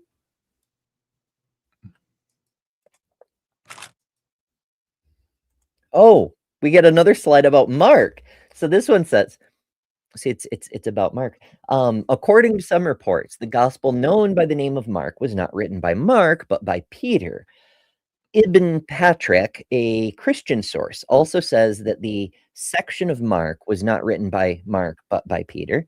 And the third point is some researchers claim that the author of this gospel was actually an unknown person. And to gain popularity and trust for this gospel, it was given the name of the Gospel of Mark. Yeah, I think the Gospel of Mark is the one where he refers to Mark, the apostle. And so it's like, well, you're like writing it, and in this one place you're going to a third person, like you're talking about this person like they're another person. So I think that's the one which has had a lot of doubt cast upon it. And I might add, the Gospel of Mark is also the one that's been heavily edited by the church. In fact, the long ending of Mark is in Mark 16, I think it is, 9 to 20, was not originally in there, and the church added it later. There's all kinds of problems with these things. And you know, I don't think it's enough to say sort of the Quran is unchanged kind of thing, because a lot of the Quran is interpreted in different ways through the hadiths, and the hadiths are the writings of people either that knew Muhammad or are interpreting it on behalf of people to sort of say, well, this is what it means. So yeah, the Quran may not have been changed, but how do we know? We didn't think the Bible was changed until we found out ages later. It's very difficult to tell because generally the church will cover that stuff up. But even the Quran still has, it's not an addition, but it is sort of a supplementary guide to the Quran called the Hadiths, which has sort of the interpretations of scholars on what the Quran actually means by this. Yeah, and it's also weird to me that the words of the God or the words of the prophet or whatever require this additional text in order to make it make sense. Like, why couldn't God be clear? Strikes me as strange. AJ says the Gospel of Mark read. Why not? Absolutely. Yeah. Look, I'm not okay. I don't know if this is true, but I feel like I could write a better gospel. You know what I mean? Like I could just change it to, you know, stand against tyrants and, you know, slaves, disobey your masters. I feel like I could, you know, slaves, the means of production. Exactly. Well, yeah. But here's the thing. I could change it to slaves use malicious compliance. Right? Do you know what malicious compliance is? Oh yeah, it's my favorite thing. Well, Yeah. within the bounds of non-anarchy, anyway, it's my favorite thing. Right. I mean, it's basically, if you don't know what it is, it's basically obeying somebody's instructions in a way that it's like the genie granting wishes, and all of them have, bad things that happen. So if someone says, go and stack bread until I call for you, kind of thing, well, you put your headphones in and then you start, you just basically carry out their wishes, but in a way that's really detrimental to them. That's malicious compliance. So, that's what I would say to slaves. Like, yeah, or rise up against your masters. I wouldn't say slaves obey. Mind you, that was Paul and not Mark, but still, I don't notice it in Mark either. Them saying, "Hey, slaves, try to rise up and overthrow the people that have subjugated you." Yeah, eat the rich, and I want to say let them eat cake, but that was an aristocrat person, Marie Antoinette, something like that. Well, My brain look, glitching like crazy. I'm an anarchist in theory, while understanding that it would never ever work. It will not. It would work. It's just it's impractical. It won't be a practical thing we could implement, because any anarchic system will be unresponsive to the conditions around it. That's a good point. I'd always considered it self-extincting. If you have an anarchic system, inevitably somebody's going to get the idea to be a warlord. And if you're in a state of anarchy, no one can stop the warlord. Well, yeah, it depends on the system. Like, as I've pointed out a few times, the Irish had a sort of syndico anarchy, which was they formed syndicates. Because don't forget that anarchy isn't a lack of judicial or a lack of legislative. It just means there's no executive branch, right? Oh, So okay. those three branches, which hilariously, if you've ever seen Made by Jim Bob, he was asked point blank, because he fancies himself a political commentator and this intellect, and he was asked what the three branches of government is, and he had no idea. Like, not a freaking clue. This is basic stuff. So you've got the judicial, like judges and all of the people they basically interpret the law. You've got the executive, which is the administration. They basically run the day-to-day functions of the government. In theory. Usually operating within the law, but apparently that's just not a thing these days. Guidelines, really. Right. And then you've got the legislative, which actually creates the laws, right? Like, so you've got these three branches of government. Anarchy is only not having the executive sort of the day-to-day running, that kind of side of things. It means that those day-to-day decisions have to be made by, well, in the case of the Irish system, it was the legislative, basically. So you'd have syndicates. People would join the syndicates. Those syndicates would just, ordinary decisions. They would just, like, the syndicate, the group would back a certain position, and you could change which syndicate you were part of. So each syndicate had power. Each group had power based upon how many people were part of that syndicate, part of that group. So, and they would just make decisions through the legislative. The problem comes that if ever you're threatened from outside, you've got to vote on everything, right? Like, you can't just have one executive go, okay, well, we need to defend ourselves. Let's get the military to go here and go. You're literally voting on military actions as they come up, right? There's no executive oversight whatsoever. So it's impractical, and that's a problem. There might be other ways to do it. People have suggested having an AI to do it. I think that's a terrible idea. I think that's horrible. That would be the word. Like, it can't even, write an essay correctly. That is madness and incoherence, quite frankly. But, there's been other ones that have suggested, yeah. Look, I mean, you know what? He is funny, though. I mean, I had somebody come to me and in all seriousness say, Jim Bob has disproven evolution with logic. And I'm like, I lost it. And I'm like, oh, you're serious? Like I did a Spider-Man J. Jonah Jameson, like, oh, you're serious? Yeah. Like, wow.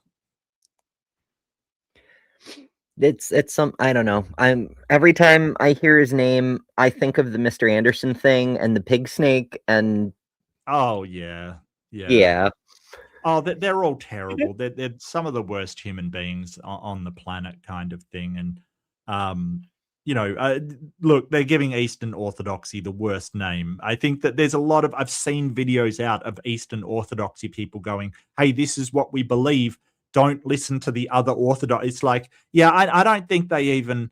I think they are part of the sort of we want power and are happy to use Christianity to do so. Like they don't Yes. actually believe in it. They just want power.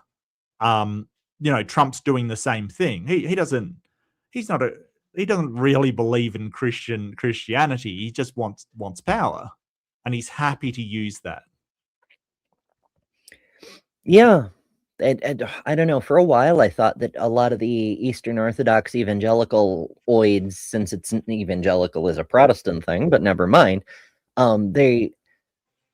I thought they were like double agents, like they were actually Catholics who were trying to make Eastern Orthodoxy look bad so more people would be Catholics. Well, I think they come from sort of a long line of people, and this is very prescient to what was happening in the chat, of people that trying to convince you that you need some form of Christianity because for some reason that will make the society better off. This whole cultural Christian thing that what we find is the countries with the highest rates of happiness and equality generally are the ones that are more secular. And I don't think that's a sort of outlier. It's not a huge surprise. Well, yeah. I don't know. I keep thinking, like, when something like that comes up, I think of, like, the Scandinavian countries and the other very what we in the US would call socialist. But also there's the other countries, like China is weird in a lot of ways. Yeah. Like there's more Christians in China than in most Christian countries, but it's theoretically not a religion. Like they only a few years ago they made it not a crime to be a Christian. So Right. I don't know. I have mixed thoughts. Yeah, no, well, sort of China's definitely one where, the people definitely are oppressed and everything. I no doubt.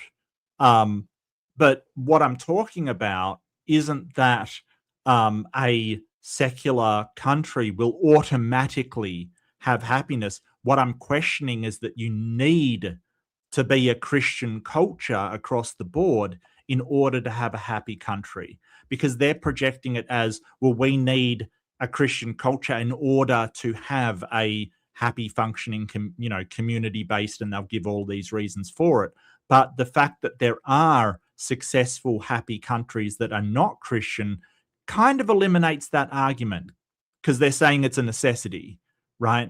So that's not to say, hey, you need to be secular to have a happy country, et cetera, et cetera. I'm not saying that, right? I'm saying that you do not need to be Christian to have a perfectly happy, fulfilled population who are having lives. In fact, we sort of see a tendency for the other way. Yeah, it's definitely not causative, Yeah. because when you reverse the situation, countries that are very, very Christian Yeah. also tend to be among the least happy. Quality of life and I mean, Mother Teresa. Mm-mm. Yeah, I Not good. mean, don't get me wrong. I think that China does do good for their people, it does a lot of harm as well. I think that there definitely are human rights abuses in China. I think that the Communist Party wields way too much power, and they do things which aren't right. You know, they try to stop certain information from getting to their public. They try to restrict how much their people can participate. And don't get me started on the whole social credit score thing they've got over there. I mean, that is ridiculous. So I think that even though they do good, they definitely oppress their population. There's no doubt about it. If you are fine with that, well, what can I say? I'm not fine with that. I don't think that's a good thing to do. Yeah, you can say a thing has good things, but also accept that it has bad things. That's true of anything. And what we do is weigh the goods versus the negatives and look for overall outcomes, sort of thing. Like in China, I wouldn't be allowed to exist, and a lot of people, like I'd either be like forcibly surgeryed again, In or China? yeah, Oh, I'm I'm not not sure. I'm not even sure if they allow gay and lesbian people at this point. Maybe they've eased up on that, but yeah, anything beyond the L and the G, absolutely not. Yeah. But shoot, Well, I where was I don't going think it's with that? against the law. I think it's just there's more a social thing. Let me look it up. Now this is just the AI overview, so do take this with a grain of salt. They face significant legal, social, and medical hurdles. While gender-affirming surgeries are legal, individuals encounter strict barriers such as mandatory parental consent regardless of age. Wow, okay. A requirement for psychological evaluation and widespread social and employment discrimination. Well, that's just like here. Well, yeah. So Literally, Dr. apparently, Chen is the only trans person I know with a regular job. well, apparently it's still classified as a mental illness, which is incorrect in manuals in China. Okay, so yeah, there is some, but you know, I don't think it's, I don't think the treatment of trans people is as as bad comparatively to the US as you think. I think that they treat them badly, but so do the US. Like Yes. yeah.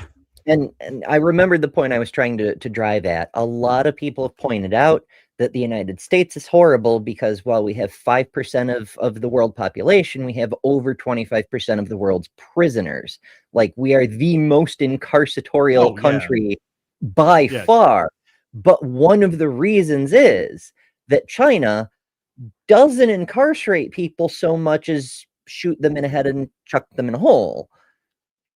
So, yeah, the US is awful, but that doesn't mean China is good, you know? Yeah.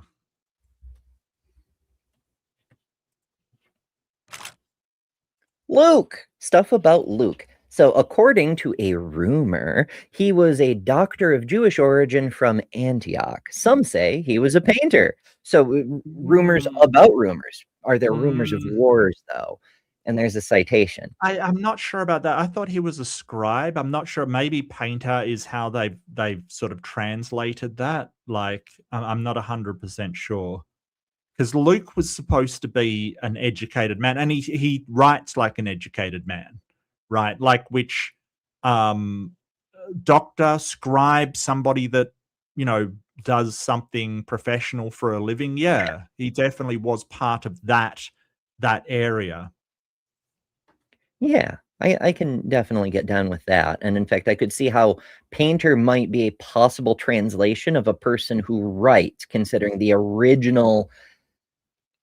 And when you're crossing so many languages, it's hard to say for sure. But in English, to write meant what we now call cursive, and what we now call writing is printing. And it's frustrating. But writing and drawing are kind of the same thing when you go a little bit further back in time, is what I'm getting at, I suppose. Yeah. Some Christian sources say that he was a Roman, not an Antiochian.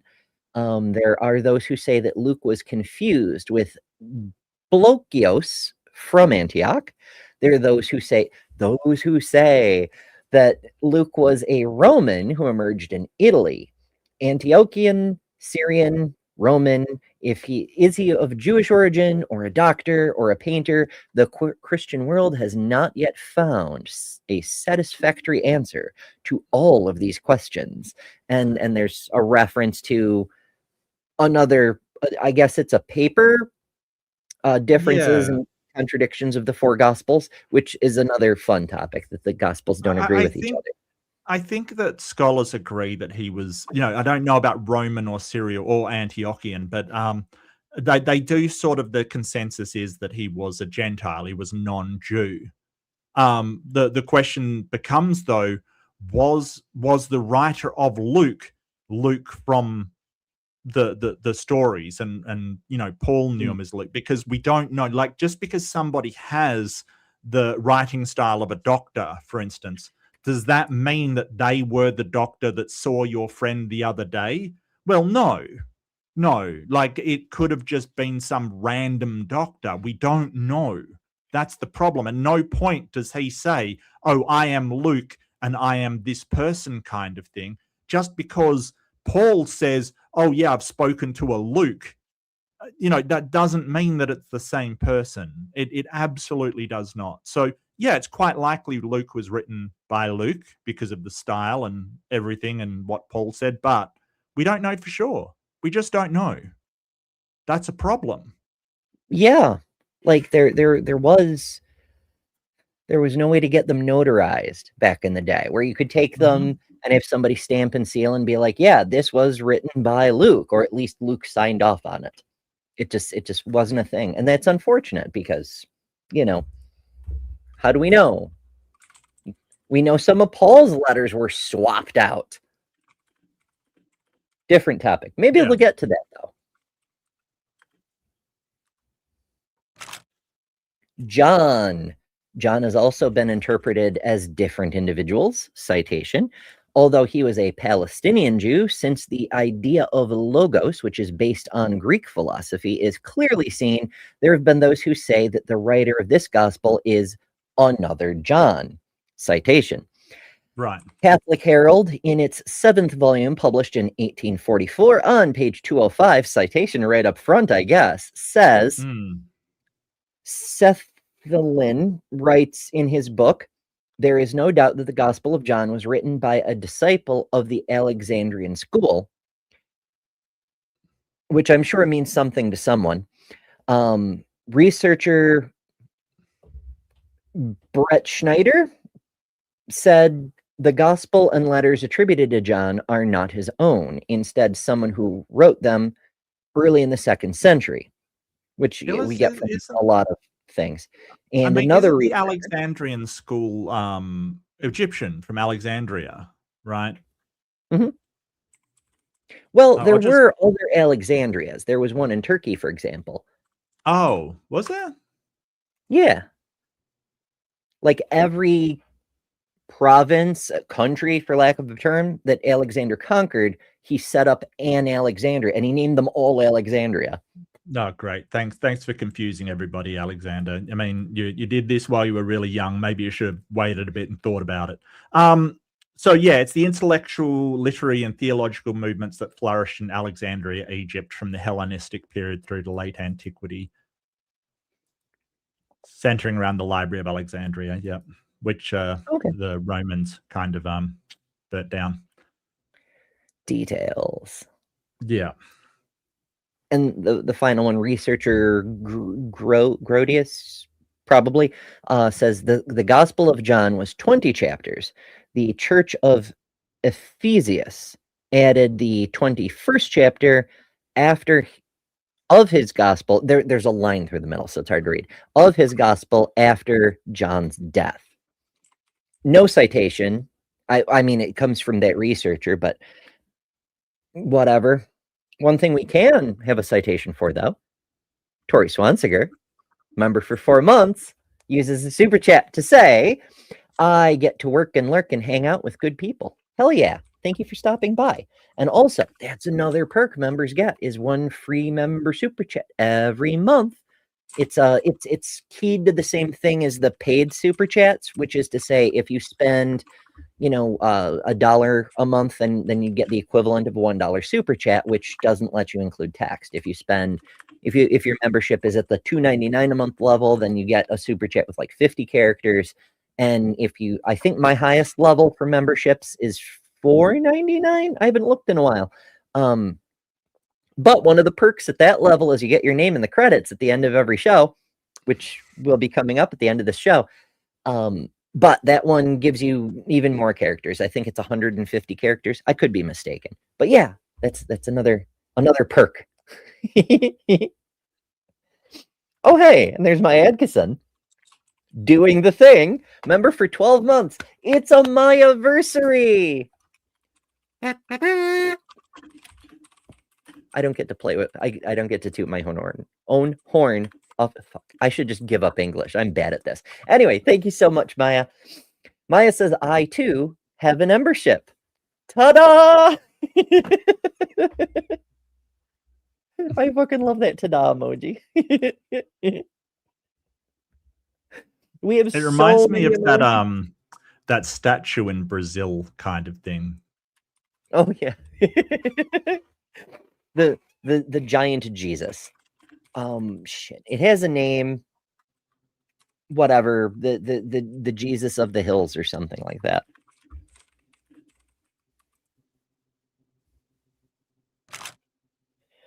About the authors of the four Gospels. 1, the Gospels were not dictated by Jesus Christ, and Jesus did not see any of the written Gospels. That's true.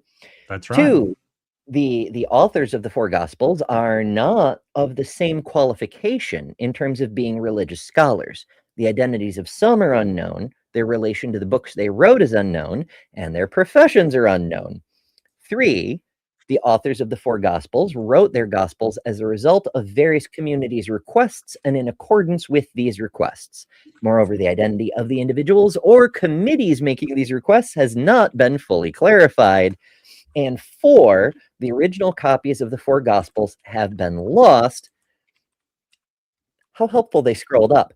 This is admitted by all Christian sources. Due to the loss of the originals, the circulating copies and translations are not reliable, and some honest Christian researchers admit that some errors and deficiencies have occurred due to the ignorance or intentional action of the copiers and translators.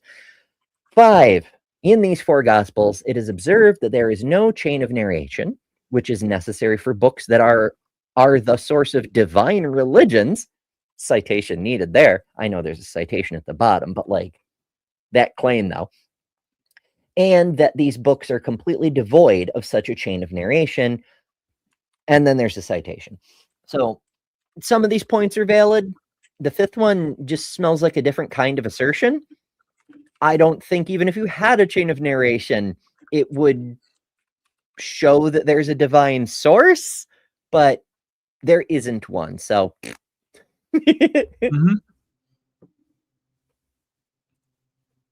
Yeah, so this is Bart Ehrman's done a lot on this, that if you because we know that the Bible's been changed. I pointed out the long ending of Mark earlier. We know things have been added. We know things that have been removed, kind of thing. We know that they've been changed by the early church. So if we don't have the originals, we can't be certain that they haven't changed more.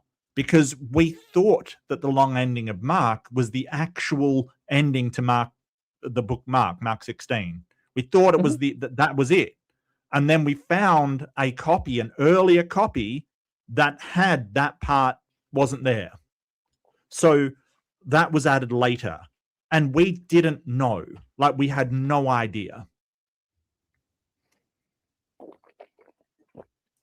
It's very curious, because we've seen other interpolations in other places.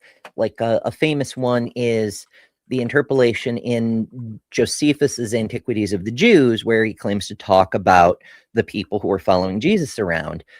We know that that was interpolated in the 4th century, because all the other 4th century copies and before have no mention of that. It's not in there. And yes, I know we don't have the 4th century copies either, but the copies that were made from those copies, if they came from anywhere other than Origen, didn't have that interpolation. And the copies that were made of Origen's copy had the interpolation. So we can, it's almost like a genetic marker of heritage. This mutation happened here.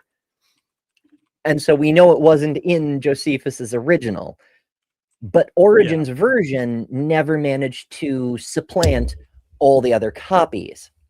It became the most popular among Christians for obvious reasons. It was the most useful, but it didn't erase the other copies. Whereas the long ending of Mark somehow apparently overtook all the other versions of Mark and replaced them. So either it happened early enough on that it was able to get ahead of the rest, or there was a sort of, to use genetics again, a horizontal gene transfer. Later scribes came across the long ending of Mark and went, oh, this must have gotten lost somewhere, and just copied it over to their text tradition. Maybe. Yeah, We're students of the apostles. I don't think so. I don't know. It could be something else entirely. The point is we don't know, and it's that's the whole point. It's not great if you're going to argue, historical accuracy across all these centuries. But since they wrote what they understood, if I didn't receive the knowledge of Jesus saying that I am God from himself, then I look at calling him God is very risky. I mean, there is calling a human being God, and the contradictions that my mind won't accept. He is pre-eternal, but at the same time, he also grows old and dies. You say that Jesus died for us, right? So, did Jesus die according to you? He certainly didn't die. He died but rose again. After all, if he weren't raised, then He didn't die, but he did die, but he rose again. I mean, if you're going to believe that many contradictions, why not one more? And also translation, I know, but still, this whole he died, but not really, though. It reminds me of a child trying to lie about something, Yeah. Did you take the cookie from the cookie jar? No, but if there's one less cookie, it was a miracle.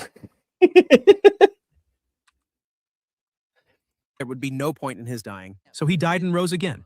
So you accept that he died. Then you accept that someone who is 100% God died. But look at what it says in the Bible. It mentions...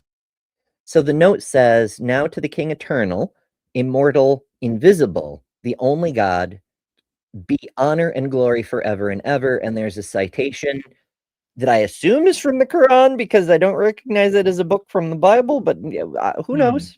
I don't know. It's not my thing. Immortality.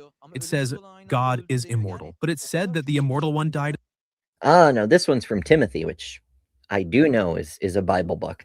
And it says, the King of kings and Lord of lords, who alone is immortal and who lives in unapproachable light, whom no one has seen or can see. That's an interesting passage for the New Testament, because it implies that the true God, the King of kings, or Jesus, if you want to go with that, since they keep calling him the King of kings, but maybe that's just the conflation between Jesus and the Father, cannot be seen. No one can see him. So Jesus cannot be him if you can see Jesus. But also remember, Moses did see him. Abraham did see him. Adam and Eve, apparently, if you want to believe the literal version, also did see him. So was that not God, or what are we doing here? It's a very peculiar thing to include in your holy book, but okay. As well. I mean, there are so many contradictions. What I'm trying to say is this. Jesus never said from his own mouth, I am God, not even once. He did not say, serve me. In fact, in many places in the Bible, it says, this one says, the God of Abraham, Isaac, and Jacob, the God of our fathers, has glorified his servant Jesus. Acts 3:13. And another New Testament book referring to Jesus as explicitly not God, not part of a Trinity, not God. So is the Bible lying? He glorified his servant Jesus, that is, God's and the Father's servant Jesus. So the verse refers to him as the servant. There's another passage in the Bible that says Jesus went to pray. This is Hebrews 5:7. It says he offered up prayers and petitions with fervent cries and tears to the one who could save him from death. So again, I'm not that kind of minister, but this smells sort of like that prayer in the Garden of Gethsemane before, getting murdered. And why is he praying and crying to the one who can save him from death if he is not that one? It's very strange. And also, if him dying was the plan the whole time, shouldn't he be gladly willing to sacrifice his life for the glory of the God he claims to serve? What a strange martyr. Saying, I have requests from you. It says he went into a state of prostration. He put his face on the ground.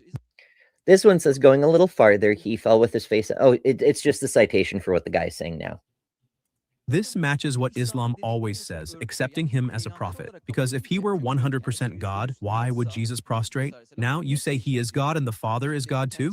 Then does he prostrate to himself? See, there are ongoing contradictions. But when you think of him as a prophet, it all fits so well. You say, that's it. Actually, it doesn't fit. I mean, when you read the Bible, the Father and the Son are two different entities, but it is like they're...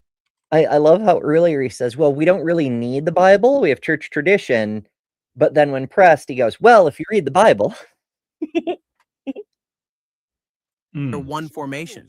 Then does Jesus pray to himself? He doesn't. I mean, there is a secret here that we cannot understand. That's what I mean. But the mind doesn't accept it. When you see the contradiction and call it a secret, when you say it's not rational, there's an obvious, incomprehensible point, a contradiction. They are two opposites, like existence and non-existence, and it's said as if God prays to himself. But when you call it a secret, doesn't it sound like it's a secret, don't look there? For example, I have some research. I'd like to ask you about it. Well, okay. There's going to be some translation issues here as well, but I suspect what they're aiming at when they're talking about secrets is secrets in the old occultic traditions of the time. Like there's also been a proposal running around for a few years that Jesus was in a Hellenistic mystery cult, that he was actually a high priestess or a high priest, excuse me. I wouldn't want to misgender our trans savior, of the goddess Sophia, the spirit of knowledge, because of some of the things he says in the New Testament that are like, I serve our mother, I serve wisdom, and so on. There's a few breadcrumbs, and it's probably almost definitely a modern conspiracy theory. But the point is that there were a lot of mystery cults and always have been, because people have always been fascinated by the secrets, the mysteries, the hidden spiritual something beyond the veil of human perception, which can only be revealed by the spirits that dwell beyond. Okay, so sorry to interrupt. I just got to address something in the chat because someone's being an absolute moron in the chat. So basically they're talking about how China is more democratic than Australia, and that is just so stupid. And then when you point out they imprison people for simply criticizing the government, and this is well documented, that people protest in Hong Kong and they're locked up and sent to re-education camps, you're now saying, oh, they're allowed to do it because they've got threats to themselves. Well, they're not more democratic, you fucking idiot. Are they? Like, it doesn't matter the reason why they're doing it because you think it's justified. You've just admitted that they do lock people up for criticizing their own government. You moron, you just admitted that. What is wrong with you? You're basically going, no, they're more democratic, they're more democratic. And when you point out how they're not democratic, you say, well, they're justified. Then they're not more democratic, you fucking moron. Like, seriously, you are pissing me off. Like, seriously. You are absolutely pissing me off. No, Hong Kong protesters aren't foreign puppets acting for a foreign power. Okay, I'm timing you out. If you're going to sit here and change, we're trying to talk about the video, and you're just like putting nonsense in the chat. Like you don't know anything about anything. that Hong Kong used to be a British colony, that a lot of the citizens in Hong Kong still feel like they should be part of the Western world, if you will call it that. Like, you don't know anything about anything, and you're sitting here going, oh no, the Communist Party, which only has one party and you're not allowed to vote or create any other party, has the great firewall of China that prevents their citizens from seeing anything they don't want them to, that the party that you're only allowed to vote for that party, and if you criticize the party, not only does your social score go down, but also you are locked up for doing that, where I, as an Australian, can call my government a complete bunch of pricks that have no idea what they're doing, and nothing happens. But you're saying they're more democratic, and when this is pointed out, you move the goalposts and say, oh, they're under threat, so they're allowed to do that. You absolute moron. You just conceded that they are less democratic. It doesn't matter the reason why they're doing this stuff. So shut the fuck up about this, because you are 100% wrong and have literally no idea what you are talking about at all. Sorry, rant over. Tangents come in all flavors. I do have to agree, though, that like you can't call a protest a legitimate threat that deserves locking up and call yourself democratic. Those don't play well together. Yeah. And I mean, look, you have Tiananmen Square, where like everybody came out and protest. There were tanks rolling down the street. I don't remember that happening in Australia or even America for that matter, but it happened in China. And it is the usual way they deal with protests is guns and armed people. Like, you're a fucking moron. You're an absolute moron. And then to say, oh, you know, it's a democracy, just not a liberal democracy. That's what we're talking about, you fucking idiot. Like, this is the moving of the goalposts. As soon as you're proved wrong, oh, but they're not a real democracy. No, they're not. Like, look it up. To be a democracy, it has to be pluralistic, which means that you have to have more than one party. Because if it's just one party, all it is an oligarchy. All it is a set of people within that party voting for themselves. That's it. That's it.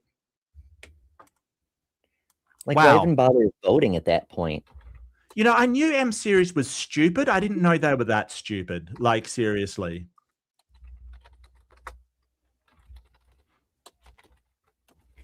I'm curious.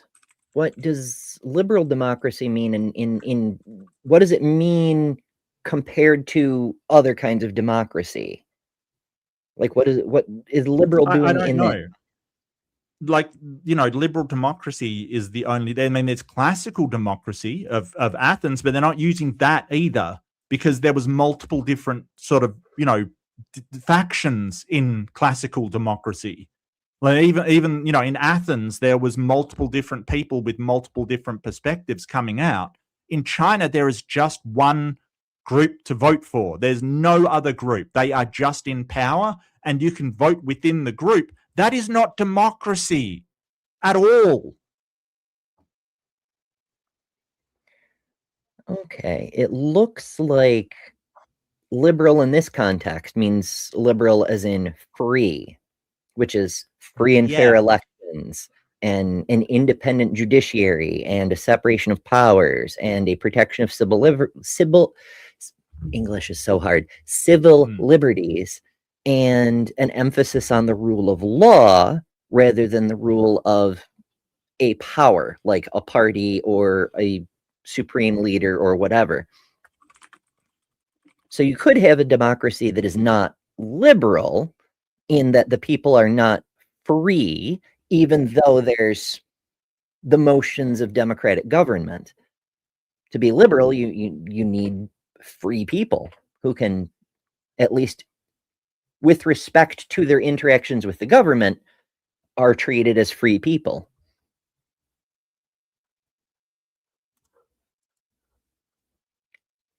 So hey, we learned bonus things today. These are passages I read from the Bible myself. These verses always indicate that Jesus is not God, but a servant, a prophet. For instance, in John 10:25, it says, Jesus answered, I did tell you. So this says Jesus. Oh, he's just saying the thing. It's just the thing he's saying with the citation. But you do not believe. The works I do in my Father's name testify about me. Jesus speaks in the name of the Father in the works he does. That is, when he says Father, he means the works I do in the name of the Creator God. Naturally, look, he is not acting on his own will, but as a prophet by the will of the one who sent him, Allah. He acts that way because their will is one. There is nothing that Jesus Christ does that is not the will of the Father. He is already. Isn't that supposed to be true of every believer, though? I don't.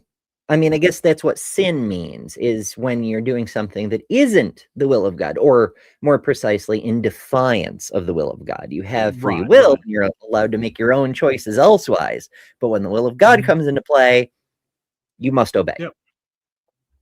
Well, presumably, yeah. Yeah. But it depends. I mean, I think sin is one of those things like faith. Like, depending on the person you're talking to, they've got different interpretations of what it is. But yeah, usually it is disobeying the will of God, whatever that is interpreted to be. Yeah, it's fascinating how there's different ideas about what sin means, often depending on the linguistic translation. Like a little while back, AJ did a show, one of her shows on Skeptic Haven, Critical Call. It was something like "What is the nature of sin?" or something like that. And so we looked it up. I called in because I thought it was interesting to actually dig into. And TLDR, in English, sin carries this connotation of being a crime against God's orders. Yes. But in non-English languages, sin carries this idea of, here's God's expectation, and sin is the amount by which you fall short. So it's not an offense, it's not a crime that needs punishment, it's you have fallen short of the goal. And that's in keeping with other things we see in Scripture, like that whole all have fallen short of the glory of God, righteous, etc. So that's fascinating. But if you go back even further, and this may or may not even be related, but sin is the name of a Babylonian god.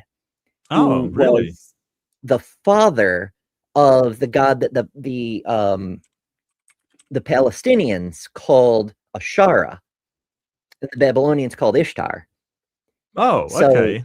Sin is the father of God's ex-girlfriend that he was so afraid of that during the conquest he ordered her altars be destroyed specifically. Well, it was his dad's girlfriend originally, which is a bit weird. Yeah, but that is completely in keeping with the Old Testament. You know, everybody's sleeping with everybody's cousin in that book, so you know. Yeah, but you know, of course, there's no other gods though. So, what was God so afraid of? But never mind. I don't know. God hates sin though. But there's also no other gods, including sin. God says sin doesn't exist, but he also hates sin. Yes. Doing everything with his will. He never does anything that the Father doesn't want him to do anyway. Jesus prostrates and asks the Father for help. He prays. At this point, it seems very clear there are two different wills. One is asking for help from the other. When you say they are the same person, but also 100% different and both 100% God, something doesn't fit. Look, in John 10:29, it says, "My Father, who has given them to me, is greater than all." Jesus describes the Father as a second will, a being outside himself. He says, "My Father, who has given them to me," meaning the Creator, is greater than all. This naturally leads to the conclusion that the Father is superior to him. There's a verse that says, "The Father and I are one." Equality in the Trinity also includes the hierarchy of the Father. So the most powerful. Okay, this is one that bugs me. I have to agree with the Muslim apologist here in that a lot of what Jesus says implies that he is in an inferior position and not equal. There is that passage about the Father and I are one, but that isn't the same as saying we're the same being. That doesn't make any damn sense. It's more like, in my opinion, when an ambassador says the president's will and mine are aligned on this, like I'm here to negotiate this treaty point, we are in agreement on this, you know? Yeah, you represent the will of the country, which sort of is abstractly, yes, that is whatever the leader is saying you should do. So yeah, I mean, they had this concept around forever that the messenger spoke on behalf of the king, but that didn't mean the messenger was the king, right? Yeah. Like that doesn't mean they rule the country. It just means that they're speaking on behalf of the king. Yeah. Yeah, and that kind of goes back to the Muslim idea that Jesus could have been a prophet, because a prophet, it's weird that there's even prophets, because like Muhammad, according to the legend, spoke to the archangel Gabriel in a cave. Why do you need Muhammad to speak for God when, according to the story, the archangel Gabriel was just there speaking for Mhm. God? Why doesn't Yeah. the angel do it? And if everyone sees the angel clearly being all angelic and shit, no one will question it. They'll be like, okay, Right. yeah, that's a fucking angel. I still don't worship your God, but I concede that is a fucking angel, you know? Look at would all do the a lot for- eyeballs. Yeah, it would do a lot for the credibility of the Christians if they'd just whip an angel out. Yeah, absolutely. Right. Yes. Yeah. So, like, the fact there are prophets, it's sort of like an ancient extrapolation of the modern question of, if you're converted to Christianity because you're touched by the Holy Spirit, what the fuck are apologists for? The fact there are apologists kind of demonstrates the claim doesn't actually happen ever, you know? Yeah. And the controller is the Father? The begetter, I mean the Father, is the source of the Trinity. Okay, if the Father is the source, then you can't say Jesus is the source too. He takes orders from the Father, so he is the second personality. But when you say they are one, both the one who gives orders and the one who takes them, it becomes contradictory. How can someone who takes orders be God? Since they are of the same essence, the actions taken here do not contradict each other. That is, they are of the same essence, but at the same time, they are different in their personalities. See, they are different in their personality. Well, that's Okay, like saying so- all humans have the same human essence because we're all humans. And we recognize that. Even atheists were like, yeah, you're a human. You deserve human rights. It takes religion to make you disagree with it. Well, okay, not only religion. There's atheistic societies where they're like, you are subhuman, no rights for you. Yeah. But the point is, we all recognize we share something in common with other humans, that people are people. We share, Well, you that's- might say, a human essence, but we're not the same But- person. Yeah, but that's what you've got to do if you are one of those societies that wants to oppress another group of humans. You've got to dehumanize them. You've got to say, hey, they're not human in some way. And that's been done a lot of different ways. You know, you can really study the way that the Germans displayed the Jews as being like subhuman kind of thing, which is a problem. Or you sort of other them. You say, hey, they're not us. They're something else, when really they're just more humans. We're everywhere. You can't get away from us. I will say this brings up one of the things that I've leveraged before, though, which is the whole omnipotence of God, or at least maximally powerful, right? Like basically he's powerful enough to do anything which isn't contradictory, logically contradictory, I mean. Mhm. But the problem with that, if all three of these persons, which are all God, but they're each 100% God, whatever, whatever nonsense they're putting out there. But if to be omnipotent, or at least maximally powerful, they would have to have power over everything, right? But if they lack power over any of those three, then they're not maximally powerful, right? That's not logically contradictory. That is just they lack power over another God person, basically. Like the Father can't tell the Son what to do. The Son can't tell the Holy Spirit what to do. They each have their own nature, basically. But that's a problem, because if you don't have power over that person, then you're not omnipotent or even maximally powerful. But they have to have that attribute. Right? They will fall short of being maximally powerful if there's something they don't have control over. And if they do, then the other one isn't maximally powerful, right? Because something's got control over it. So it doesn't work. Like, you cannot make three things that are all maximally powerful, because the lack of power over each other shows that they're not maximally powerful. There's something they don't have power over. Yeah, I think that's one of the reasons they had that whole kerfuffle over Trinity or not Trinity, is because they were like, well, if they're different beings, then Jesus is subservient, so they have to be the same being. But then you end up with the other contradictions, and then you get roped into that whole ball of nonsense, and you're like, I have faith.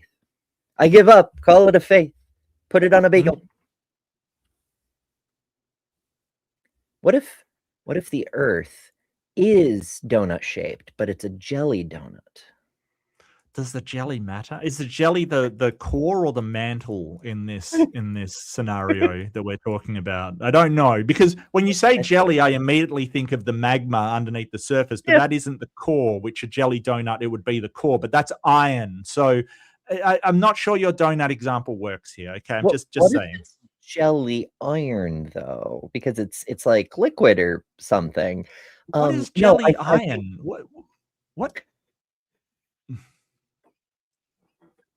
You know, like right out of the crucible when it's still gooey.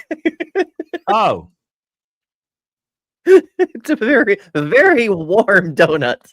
No, I don't know about that. I mean, we don't know that much about. I mean, we know what it's made of, but I don't know we know that much about the core of the Earth. Like, yeah. I mean, it very well could be a solid iron nugget the size of freaking Mars in there or something. You know, I don't know. Let's say it is. Sure, why not? If we're making crap up, let's just do it. Why not? The Earth is a Kinder Egg. There's a prize inside. It's a little toy you get to play with. I need to adjust my damn dosage. They banned those in Australia. I think they banned Kinder Surprise in Australia. They did here too. Quite some time ago. I don't know if we ever had them actually, but I think they're like a choking hazard. Yeah. Oh no, they're not banned. Okay.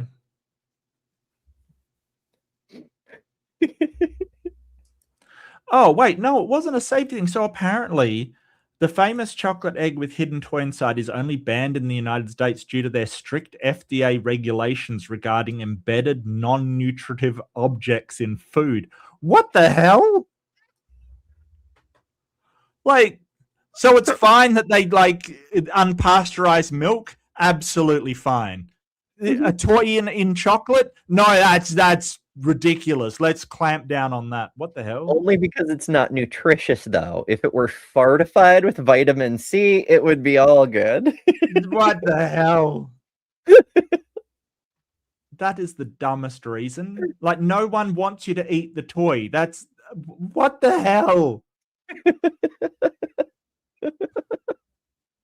But we can do toys in cereal boxes, though. That is the dumbest shit I have ever heard. Like, they look at Kinder Surprise. It's not, oh, it could be a choking hazard, because that is a thing. Like, it has to have warning labels and it has to meet certain criteria that people don't choke on it or whatever, but it's more for kids. They look at it and they say, well, no, we won't get any nutrition out of eating that. It's like, my guy, you've missed the point. You've missed the point. What the hell?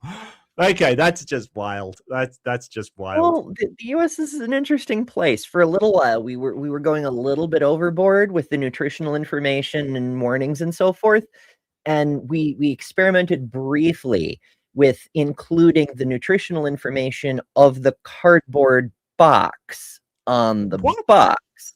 In case you eat the box, you know how many calories are in it. Oh, America, what's wrong with you? It didn't last long because it was obviously stupid, but that is one of the dumbest things I've heard today, and I'm wow. Okay, but what I do note is that even though they're regulating Kinder Surprise, they have almost no regulations for nutritional supplements. Like almost none whatsoever. Yeah, you can literally sell placebos here and say they will cure your cancer. Yep. That's fine, though. Yeah. And there's been cases of nutritional supplements really making people ill. Look, I wasn't going to be the one to say it. Not wrong. Oh my goodness. Literally, it's like I have to have salad to have any real nutrients in my fucking food. Yeah, I think I like salad. yeah, it's sort of the sugar levels in American food, especially breads, like they would be categorized as a dessert food, basically like a form of cake over here. Like probably yeah. not, they wouldn't be classified as, you know, your cake kind of thing, but they would be in a, like they wouldn't be able to be called bread because of the amount of sugar in them. They would say no, that is not bread, it's a dessert kind of thing. So yeah. It was actually a few years ago. I forget if it was Sweden or Norway, but the Subway brand of sandwich shops wasn't allowed to call their sub rolls bread because it's so sugary that they were like, no, this is cake. By content, it's a cake. Yeah. Yeah, it was in Ireland apparently. Subway all right. West Street. Oh, it legally qualified as confectionery rather than okay. staple food. Yeah. So that's how they're splitting it up in most countries. It's staple foods, and then you have confectionery, which is sort of non-staple. So your rice, your pasta, your breads, this is staple foods. And then, you know, but American bread doesn't fall into that category in other countries because of the insane amount of sugar in it. That makes sense. We don't really do staple foods around here. Like famously, everything here is garbage. Yeah, Not like we pasta? public nutrition programs, SNAP, I think they call it these days, which Right. is like an allowance for food, but there's like no distinguishing between healthy food and everything else. Like you can get a salad with your SNAP benefits, but you can also get like a bag of Cheetos, which are literally just puffs of nothing.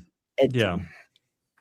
Well, wasn't like the piece of leather known as Kennedy, wasn't he didn't he want to put lard back in products and stuff, like just lard, you know, like pure fat basically? It was insane. I remember seeing some of his suggestions and it's like, what is wrong with you? Unpasteurized milk, lard instead of like corn syrup. It's like, what the hell is wrong with you, sir?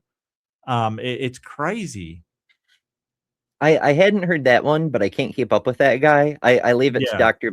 Ben to keep an eye on what the Mahas are up to. Yeah, Dr. Ben's been doing a great job. Oh my goodness.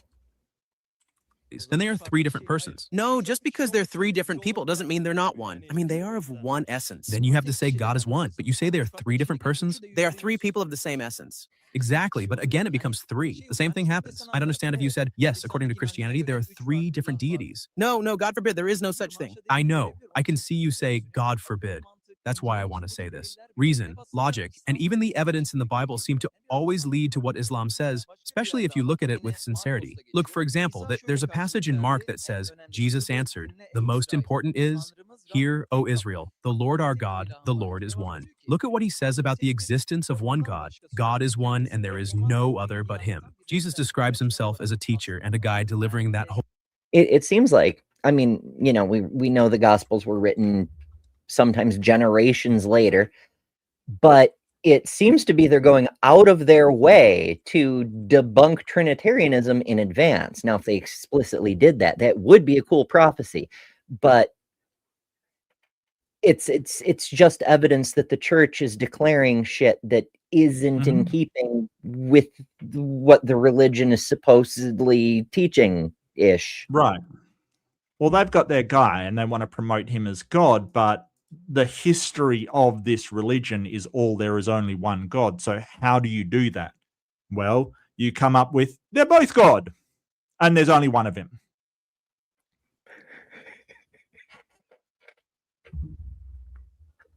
In fact, all three of them are God and there's only one of them.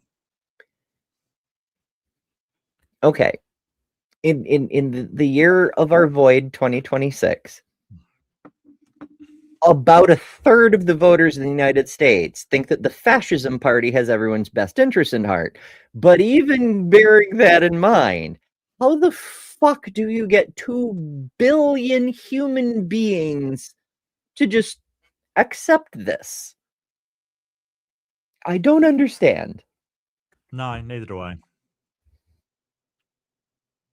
Holy message. That sounds like prophethood. There's one more verse in Deuteronomy, probably from an earlier time. It's from the Torah. I suppose you accept those verses too. I am the Lord your God, who brought you out of Egypt, out of the land of slavery. You shall have no other gods before me. So it clearly says there will be no second God. Again, in Deuteronomy, it says, Hear, O Well, no, it says you'll have no other gods before me. A second God doesn't violate that commandment. Correct. But also, the phrasing of the commandment implicitly, if not explicitly, says there are other gods.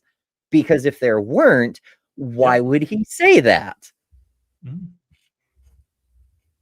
So a bit of historical context here. You had different tribes in Canaan. You had a lot of different tribes, and they, a lot like the city-states in Greece, they each had their own patron deity. So some of them worshipped Baal, who was Yahweh's brother. Some of them worshipped El, the chief of gods, just like some of the Greeks worshipped Zeus, and some of the Greeks worshipped, Apollo, kind of thing. Like each city-state kind of had their patron deity. So that makes a lot more sense when it's like, I am the Lord your God. Like, I am your patron deity. You won't have any other patron deity before me. It's okay to honor those gods, but I am the one for your tribe or your city-state kind of thing. And it sort of makes a lot more sense when you look at it in that context. Yeah, like, Athens with Athena. Sparta, I think, was Poseidon. I could be mistaken on that. Not my field. But yeah, they in this city, the god is this, but the other gods are in other places. It's not a big deal. Israel, the Lord our God, the Lord is one. There's always a belief in Tawheed. When we say Tawheed, we mean one will, one controller. What we call the infinite is already one. The concept of oneness is forgotten here. He is already one. We call it the Trinity. We don't call it a trilateral Trinity. We call it the Trinity. I mean, it's like 1 is 3 and 3 is 1, but the mind cannot accept this either way. Yes, that's why why were we expelled from paradise? Because we ate from the tree of the knowledge of good and evil. When Adam and Eve ate the apple, they were expelled. Wait. How does this, what do you mean? Like, you're talking about a logical contradiction and you're saying, yeah, we can't understand it because we ate from the tree of knowledge of good and evil. How would we be able to understand something objective, like 3 and 1 are not the same number of things, but by having knowledge of good and evil? This makes no sense whatsoever. Okay, so in the beginning, there was chaos, and then Marduk came with the tablet of the gods and created order amongst the chaos. So we had chaos, we had order, and we had some balance in between, I guess, which would be like neutral. And for a long time, that's all there was. There was chaos, order, and neutral in the in-between spaces, which was really like a mix of the two rather than a proper neutral, but that's neither here nor there. But then Adam and Eve ate this fruit of knowledge of good and evil, and suddenly the alignment chart gained a new axis. And now there was chaotic good and lawful evil and all the other alignments, so that's probably. Possibly. Hey, it sounds good to me. Let's just believe it on faith. Why not? Why not? That's how we do it. You can't possibly understand it, so just believe it anyway on faith. That's the answer. Of knowing and not knowing, realizing something. For example, they immediately covered their private parts. Why? Because they realized, they understood. That was the moment of awareness. Man is actually trying to go back to his old dimension, that old lost place. That's why Jesus Christ came for us. A faith built only on logic always collapses. I'll say something strange. God forbid, it may sound contradictory. Does it? A faith built on logic always collapses? I'm not sure about that. Like, I mean, you could argue that Yeah. it's not faith if you can, like, demonstrate, like, for example, Pythagoras' theorem, right? Like, that's just logic. It's mathematics. And you can demonstrate it. So you don't need faith. And so you don't have to have faith in Pythagoras' theorem Right. because you can demonstrate it. Yeah. But So I don't think that's what he meant, though. no, and I think that sort of a religion based on logic will do better than a religion based on illogical things. But where's my evidence of that? Well, I guess, I mean, and it's kind of hilarious that he goes like a religion based on logic will collapse while Christianity is currently collapsing. Whoops. Just saying, yeah. Well, more and more people are deconverting because it's ridiculous. I do wonder about those numbers that say, Christianity makes up about a quarter of the human population, Islam another quarter, Hinduism another, whatever. Like, the data is accumulated from numerous other sources, none of which have a complete census.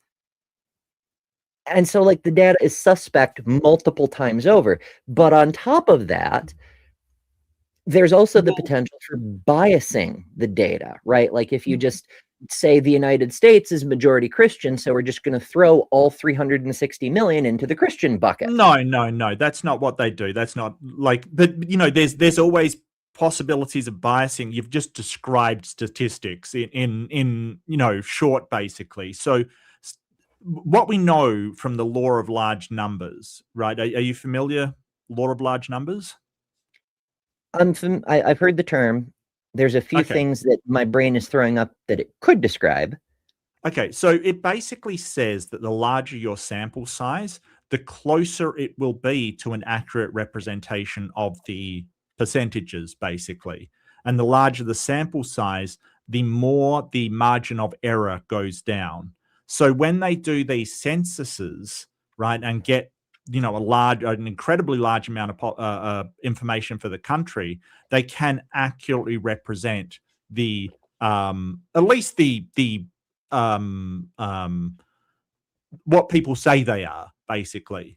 So they do a lot of these censuses, and then they do a lot of surveys which reinforce it. Basically, they try to get as large a population as humanly possible, and then extrapolate that to the rest of the population. As long as you're taking a very wide swath from across all demographics, it will accurately, to a margin of error, represent the total, right? But as you said, there's a huge possibility for biasing. Like, if you only take from certain demographics, yeah, that'll absolutely bias it. The idea behind statistics is you try to eliminate bias if it's being done correctly. But that amount will accurately represent the actuality of the percentage, right? It's like if you flip a coin 1,000 times, it will go to like almost 50%. Like it will. There's no doubt about it. Mm-hmm. And I blame quantum interactions for that. Okay. I mean, you can, I guess. I just think it's just how statistics works. Yeah. I get that. I don't know. What I was driving at is that a bunch of people who are effectively none might, due to problems in the questionnaire where it's only offered, are you Catholic or Protestant? And if Sure. that's the only choices you get thrown in the Christian bucket, Sure. Things like that. Or just Christian, yeah. Muslim, Jewish, and you're actually a Hindu, or an atheist, or a nun, which apparently is a Right. different category for some Correct. reason. Yes. Well, Yeah. a nun includes like atheists, people that don't care and don't really want to, in any way talk about religion at all. Or, sorry, no, atheists are ones that think the whole question is nonsensical, or apathists would think that they just don't care. They don't care to say. So in a strictly philosophical sense, where an atheist is someone that like sort of says there is no God, they say, yeah, don't care. It's not that I don't even know, I just don't care at all. So there's a lot of different categories for this, and a lot of people live their lives like that. They don't care. To a certain question, like a certain definition of atheist, they are atheists. To others, they aren't. And there is this stuff within statistics, sure. But what you would hope is that they're trying to be as unbiased as possible, because that's what statistics is trying to do. The bias can exist. And plus, it's more accurately, what do people claim as their religion? Because it doesn't actually tell you whether they're, in their heart, they believe they're Christian. What it is that they've responded to a survey saying they're Christian, and it doesn't tell you about how sort of fundamentalist or how much they believe it, or it doesn't tell you any of this stuff. It's really just giving you an approximate of how people identify through statistical analysis. And you're absolutely right. There is always way to p-hack surveys with what questions you ask, with how they're structured, with what responses they're allowed to give. Absolutely. But I think that if done correctly, statistical analysis will give you quite an accurate reading for the population. Sure. It's the accuracy that I'm calling into question, I suppose. It's how much. Which survey? Are you talking about the census, or I mean, I don't know. The numbers that say 2 billion people on Earth are Christian, 2 billion people are Muslim, like, what are these numbers drawn from, and how accurate are those sources? Well, I presume they're drawn upon the statistical analysis of each country, kind of thing. So yeah, you can only take it country by country. But I would imagine that is done by census or whatever. Usually with when you do get statistics about world, they usually do cite whatever census or survey they've done, because that is an important part, right? Like if you're going to cite like the Australian Bureau of Statistics, right? Like that's the one that does all of our statistical analysis, and it's kind of government independent. It's paid for by the government, but it's supposed to be independent and just give us raw statistical figures back. That might be credible, but if you're, citing Fox viewers poll kind of thing, you might not find that credible, right? So like in most sciences, the credibility of your citation depends on where you're citing it from, right? Like usually you will find out. And if they're not, I would certainly have a problem with it. Statistics, religion. I mean, isn't Pew the one that usually does? Yeah, here we go. Pew's here. So, pew pew. Yeah, so how the global religious landscape changed. Refer to the 2025 report, methodology, and interactive table. So it's not like they're sort of just going, hey, we got this stuff. They're talking about a methodology here, right? How they got that information.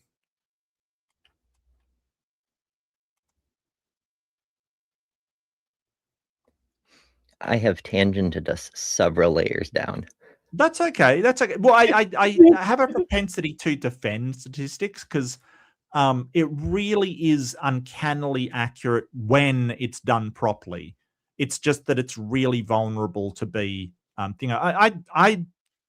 think that the Pew's data is pretty accurate, to be honest with you. There's a lot of religious people out there. Just saying. Oh, sure. I didn't even know if that information was coming from Pew, or if like Pew had like the US data and the Australian Bureau had the Australian data, and like other sources were involved, and if they had different standards, and somebody somewhere just put them all together. I'm not saying statistics is useless. I'm saying if the data is questionable, and whenever this gets cited, I've never seen anybody show the citation of where it comes from. That makes me wonder how accurate the statistics that are being used are. Right. So apparently there's a website called worldreligiondatabase.org. Okay. I don't know if I want to go into the whole thing because the link goes to a PDF. Okay. But they do have like all pages of methodology. Yeah, they will do. That's it's a science. It Yeah. might be a soft science, but it is a science. Yeah. Oh, okay. This is interesting. So this goes to the science stuff. So like these European countries, they get from the UN statistical division, but the UN gets their data from the countries. Like here's the Ireland census, and you've got your Yep. choice of Roman Catholic, Church of Ireland, Presbyterian, Methodist, Islam, or other, write in your religion, or no religion. So in theory, any religion could be represented. In theory, I don't know how Yes. that translates in practice, but if other countries have different arrangements of what you can select, like it's I a have a problem lesser with this. bias, but there can be a bias in the way the questions themselves are presented, you know? Yeah. Well, I mean, I have a problem because you can't fit in Church of the Flying Spaghetti Monster in that thing. It's true. It's probably just listed in order of popularity, but even that, like you can argue that might throw it off because people will just tick the first box if they don't want to do it, basically. But having said that, that's why you have a margin of error.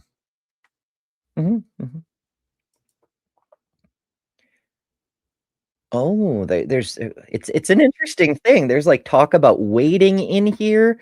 Like there's trolls built into some surveys, right? And there should be because duh. But if you do a survey of 1,000 people and your responses show that 60% of respondents were women and 40% were men, but we know from the general population it's nearly 50-50, then you weight the data correspondingly. The 60% should only make up half of the total information. Yeah. And the 40% should make up 50% of the information. So you weight the data. Yeah, so that's accounting for demographics, yes. Yeah. Fascinating stuff. Anyway, I'll let that go for now. But put me in a time machine and take me back to the time of Jesus Christ. Let's say Jesus didn't exist. God forbid I would still believe in him, even then. I'm talking about belief in any situation. I'd believe in him regardless, because if I prioritize my own mind, it's like having faith in myself. Why do we believe in the Trinity? Because I know it. I lived it. I experienced it. I'll say something to you, but inshallah, you won't be offended and angry with me. What would you say if I asked you this? You said this is not a matter of intellect, it's a matter of feeling. I guess there are jinns in Christianity too, right? There's the devil. Then, how did you become certain that this feeling was not coming from the devil or jinn, but from God? What if the devil is deceiving you? That's a great question.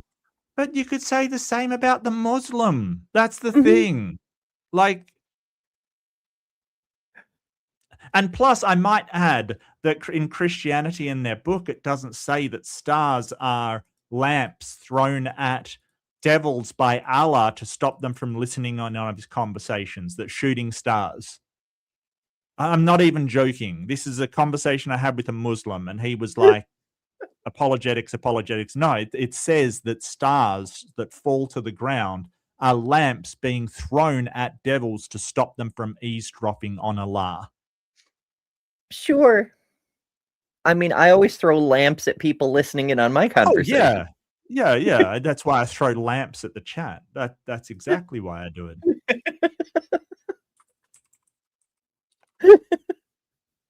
I don't know. Like that's the kind of thing that it's why Islam gets such a reputation for bad apologetics. It makes me think of, I think it was Muhammad Hijab debating Alex O'Connor. And he said to Alex O'Connor, "Do you believe in the Big Bang?" And Alex O'Connor says, "Why, yes, of course." And he says, so you believe the universe as we understand it today had a finite beginning in time, some point in the past? And Alex said, yes. And he went, "That's what we call God," and dropped the mic and walked away. Like, what? You can't just say a thing happened, therefore God, and like, what the fuck? Well, that's the thing. At that point, God's kind of meaningless and pathetic. Like, I mean, Yeah. You can call that God, but why should you worship the Big Bang? Well, you shouldn't. You absolutely shouldn't. You I was very absolutely curious shouldn't. to know, what does the inflation event mean for me in my future, and what does it Right. have against shellfish? I want a personal relationship with the Big Bang. Yes, I'll probably be crushed by the gravity, but I do want that personal relationship. Like, what are we talking about? It's like when we were in chat and some guy the other day sort of said, "Well, God is love," and it's like, okay, why pray to it? Like, what are we doing here? What's happening? Like all of these ordinary things. I expect someone to say, "Well, grass, that's God." It's just like, what? Have you considered looking at the trees? Why am I tithing the church? Because that's not love. What is love? Baby, don't hurt me. Don't hurt me no more. Said, do you believe in love after love after love, or something like that? Do you believe I'm in life reminded of, after I love? think it was Marion Zimmer Bradley, or maybe it was somebody doing a fan fiction based on hers. But there was a druid who got into an argument with a bishop, and the druid said, "Why do you build this big fucking stone house?" And the bishop says, "Well, this is the house of God." And he goes, "Wait a second, you humans built that, and you call it the house of God, as opposed to me, a druid, who dwells in the place that God built, the nature. Of the two, where do you think God probably is?" Well, I mean, they also built Stonehenge, so they did throw up a few rocks here and there just for funsies, I guess. Well, have they considered throwing lanterns?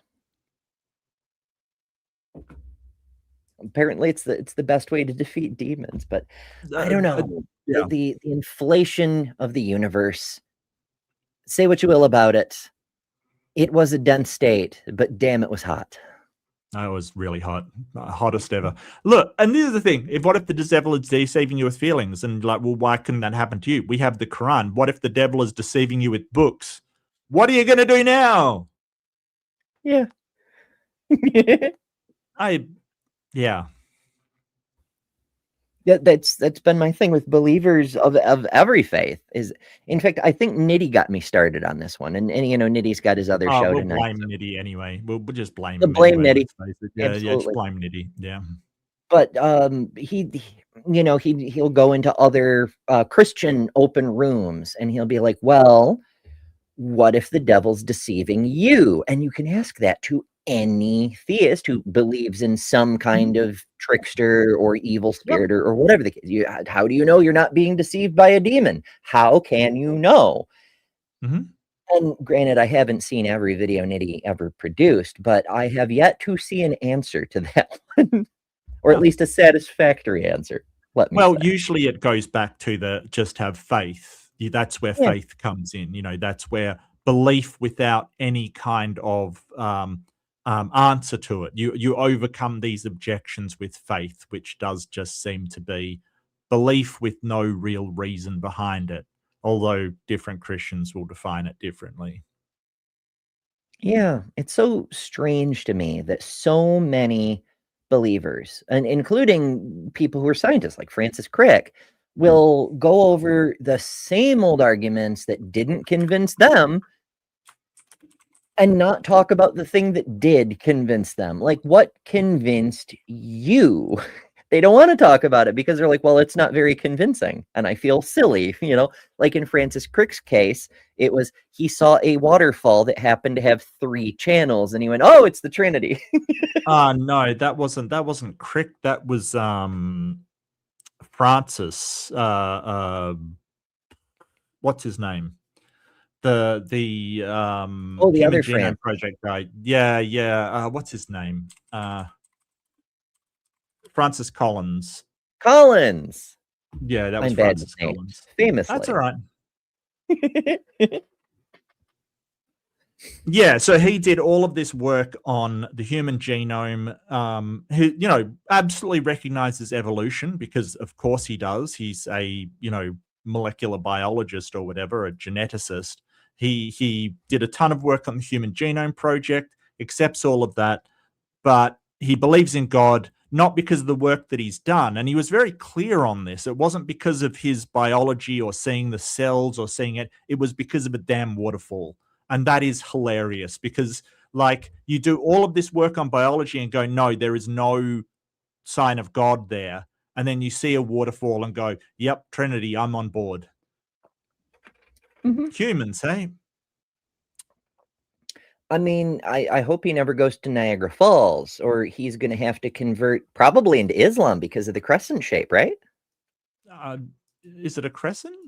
Oh, looking from above. Right. Okay. Well, I don't know a lot about Niagara Falls, all right? I know people honeymoon there, and that's about all I know about the place. That's fair.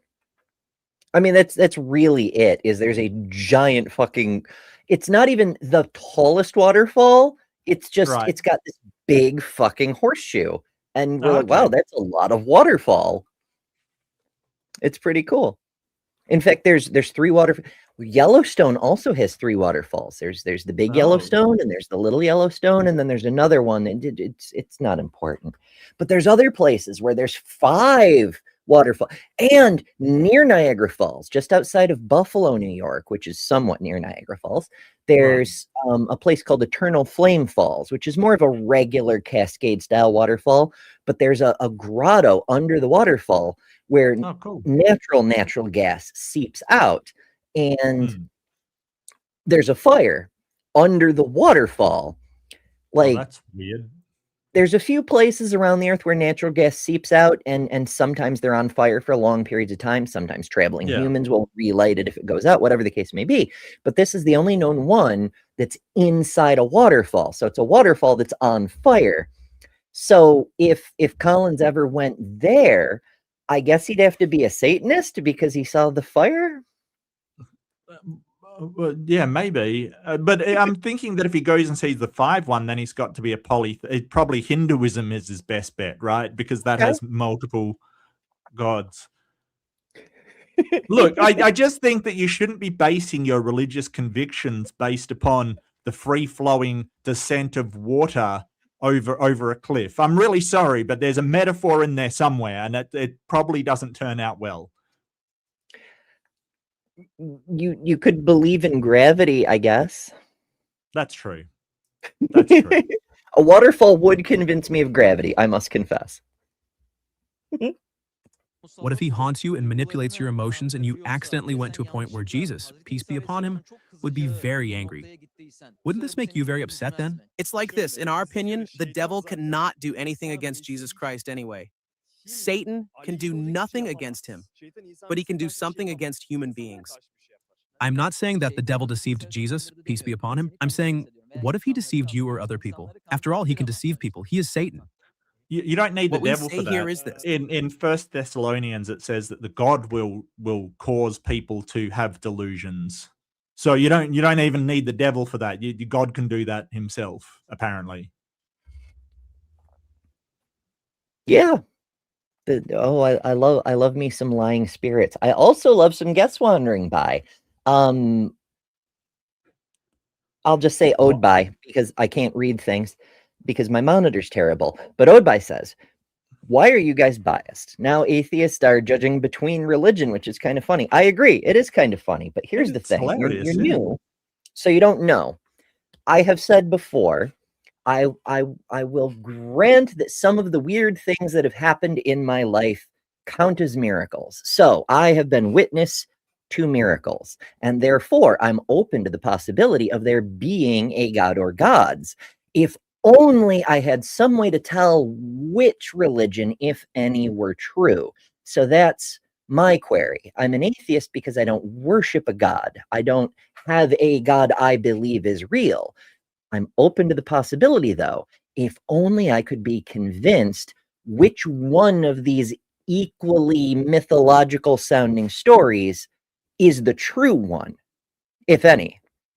So that's why I like evaluating different religions. Is I'm looking for one thing that seems less like a fairy tale and could possibly be true. No luck yet, Well, though. Sad to say. I love the fact that he's saying we're biased, we're hassling both religions. It's like, well, wouldn't that be unbiased? And plus, like, if you're saying, hey, you are criticizing the Christians because you don't believe their arguments, and you're criticizing the Muslims because they don't believe their arguments. Well, I mean, yeah, that's my opinion. Whose opinion should I have? Yours? Somebody else's? God's? I should have God's opinion, maybe? Like, seriously, this whole thing about you're biased because you have a position on a proposition is kind of silly.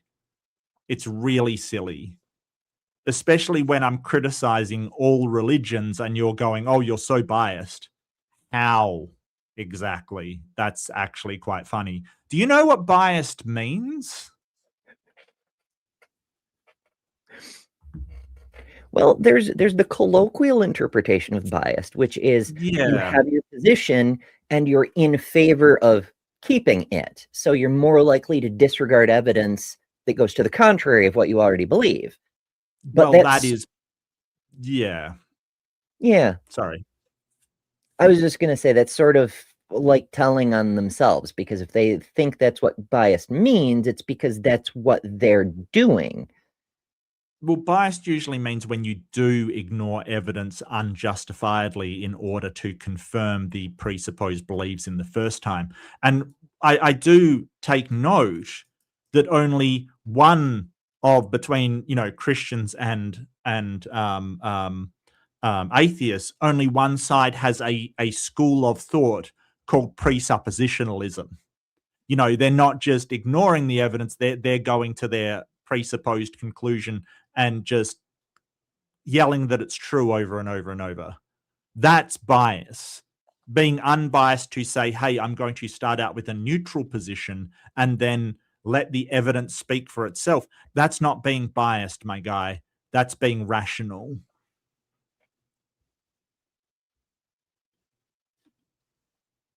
I mean, rationality and religion don't really mix all that well, but that's. I didn't say that. It was Ember. It was Ember. I think it can. I think it can be rational and still have a God belief, but I think you can make irrational arguments. Sure. Well, yeah. I mean, even otherwise rational people, smart people can say dumb things. Rational people can think irrational things. Yeah. Sure. Humans. We're almost as contradictory as a 3-in-1 God. No, there's nothing logically contradictory about humans.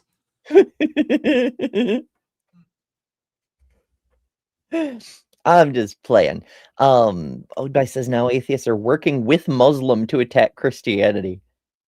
Did you not just hear me talk about, like, the Quran says that lamps are, like, shooting stars are lamps thrown at jinn to stop them from eavesdropping on Muhammad or Allah?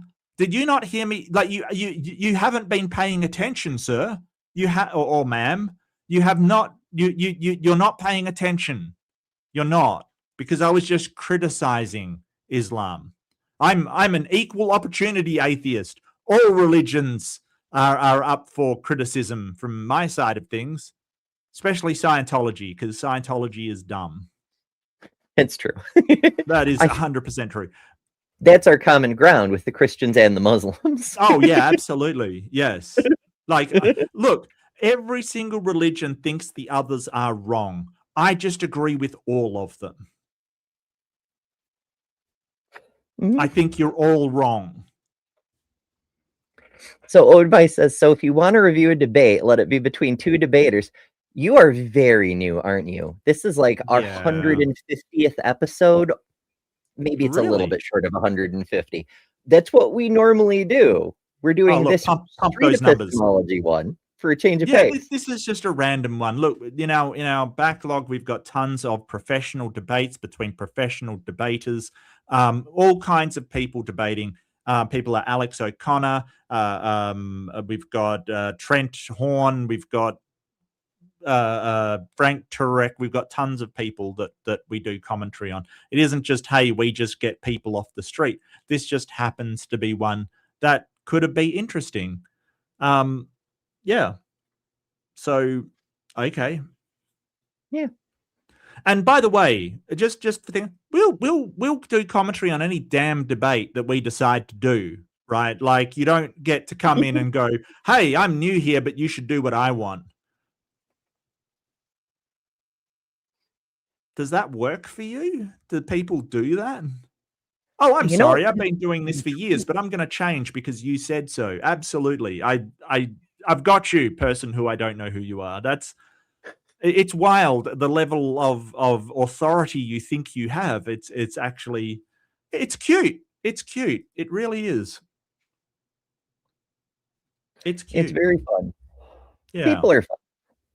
People are fun. But whatever you believe, you're welcome to come do the debate review thing. Yeah, there's dunking on bad points made by the apologists and believers generally, but also you're welcome to dunk on people from any position. Yeah. Like, you can be a Christian and criticize the bad arguments of Christians, because what we're getting at here isn't necessarily the specifics of each bad argument. We're trying to show you why it's bad, to understand the underlying logic, the rhetoric, the way these things interact with each other. Right. It's more than just Christian dumb, her, Yeah, and we've criticized atheists as well on this show. So atheists come with some bad arguments sometimes. It happens. Like, I'm not going to pretend that we've got flawless arguments in all situations. I think that there's bad. If an argument has a fallacy, that argument has a fallacy. It doesn't matter who's giving the argument. That's the point. I debate reviews in a silly hat. Okay. I don't.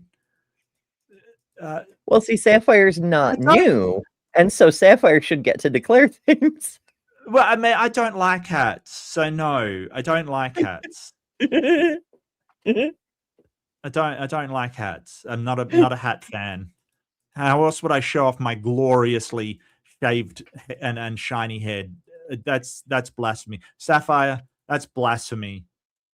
If the head isn't shiny, you wouldn't believe in me. But no, if you want to, feel free to find your best debater and tell them to debate me if you want. I'm happy to. I'm very, very happy to. A cordial and respectful debate. I am very, very happy to. Yeah, Mark is always looking for. I mean, hell, I take a debate from time to time. I just haven't in a while, because the debate platform that I used to go to got a little heavy with the red hats, if you know what I mean. But yeah. Yeah, I would have said brown shirts myself, but never mind. Detail. Yeah. Yeah. Oh, apparently there are some silly hats. Yes. So if you don't know, that's my wife. Basically, we have some. Yes, we do have some silly hats. I wish you hadn't told the chat that, but here we are. Here we are. Oh dear. Oh dear. I was going to say you could borrow some of mine, but as you know, oh no, shipping is a pain. Yeah, well, yeah, that, and no, we're talking some very silly, it's some amazingly cute and silly hats. Yes. Yeah, but hold please. What else is cute? Not so much silly, but cute. Is this nifty little book? It's called The Shy Little Butterfly. So your wife shows up, and now I'm going to start plugging stuff. Okay, well, I mean, do what you gotta. So this is The Shy Little Butterfly, and it's made with like actual artist stuff. It's would you classify this as a children's book? I think it's it's a children's book, yes. But it's about a little butterfly who like was shy, hence the name. But like it's heartwarming. I can't even describe. It made me very happy.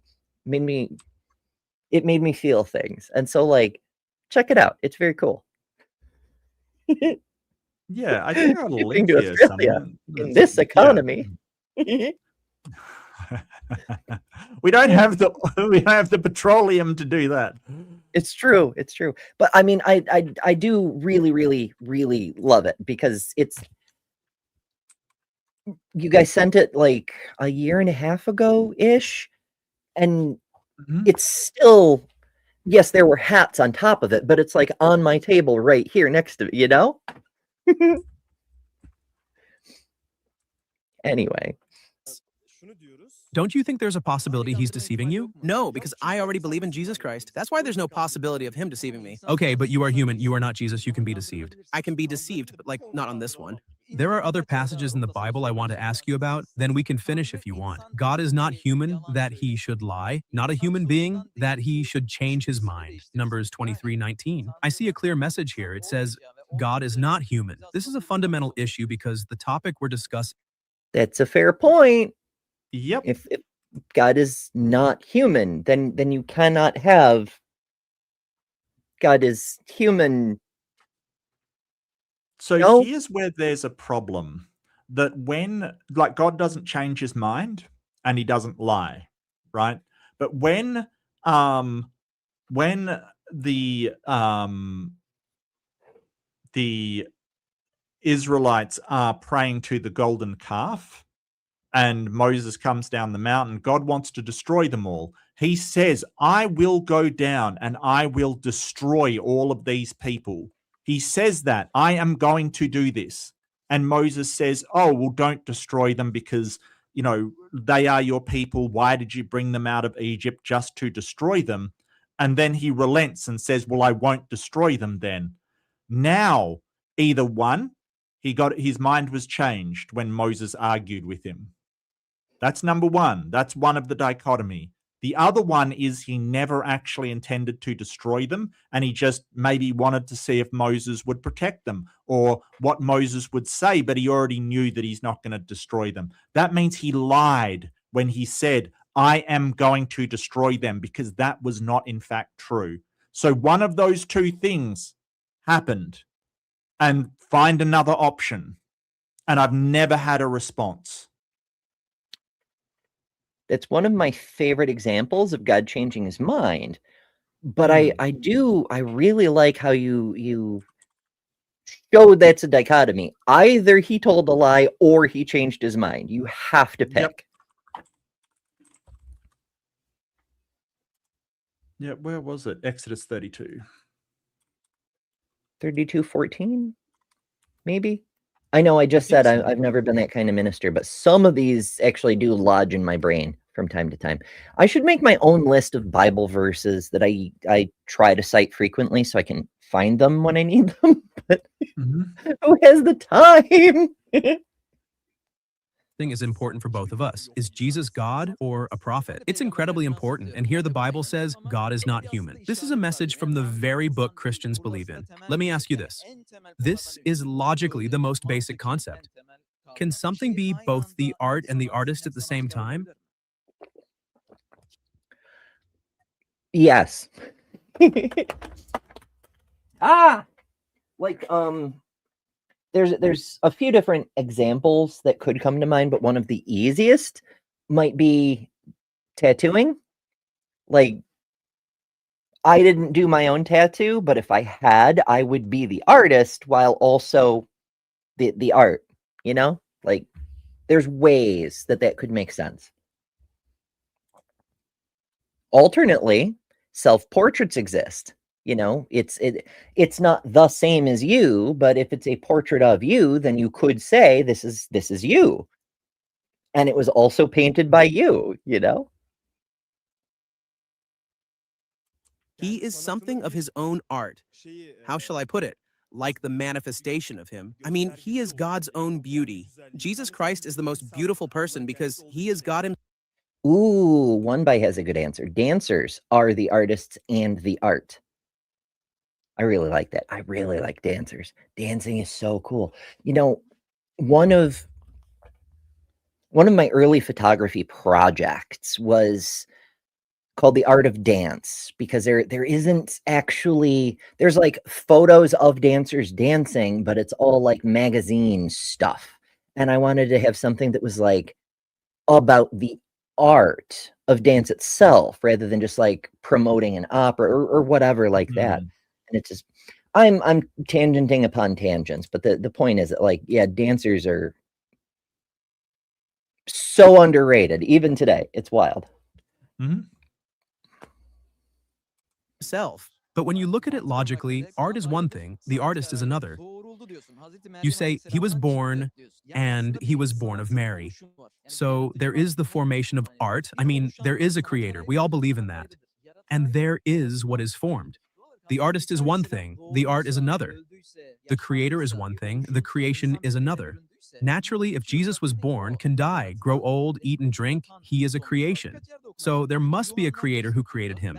I'd like to read a few. Well, you just said he has a mother. So, I mean, that's kind of answered, isn't it?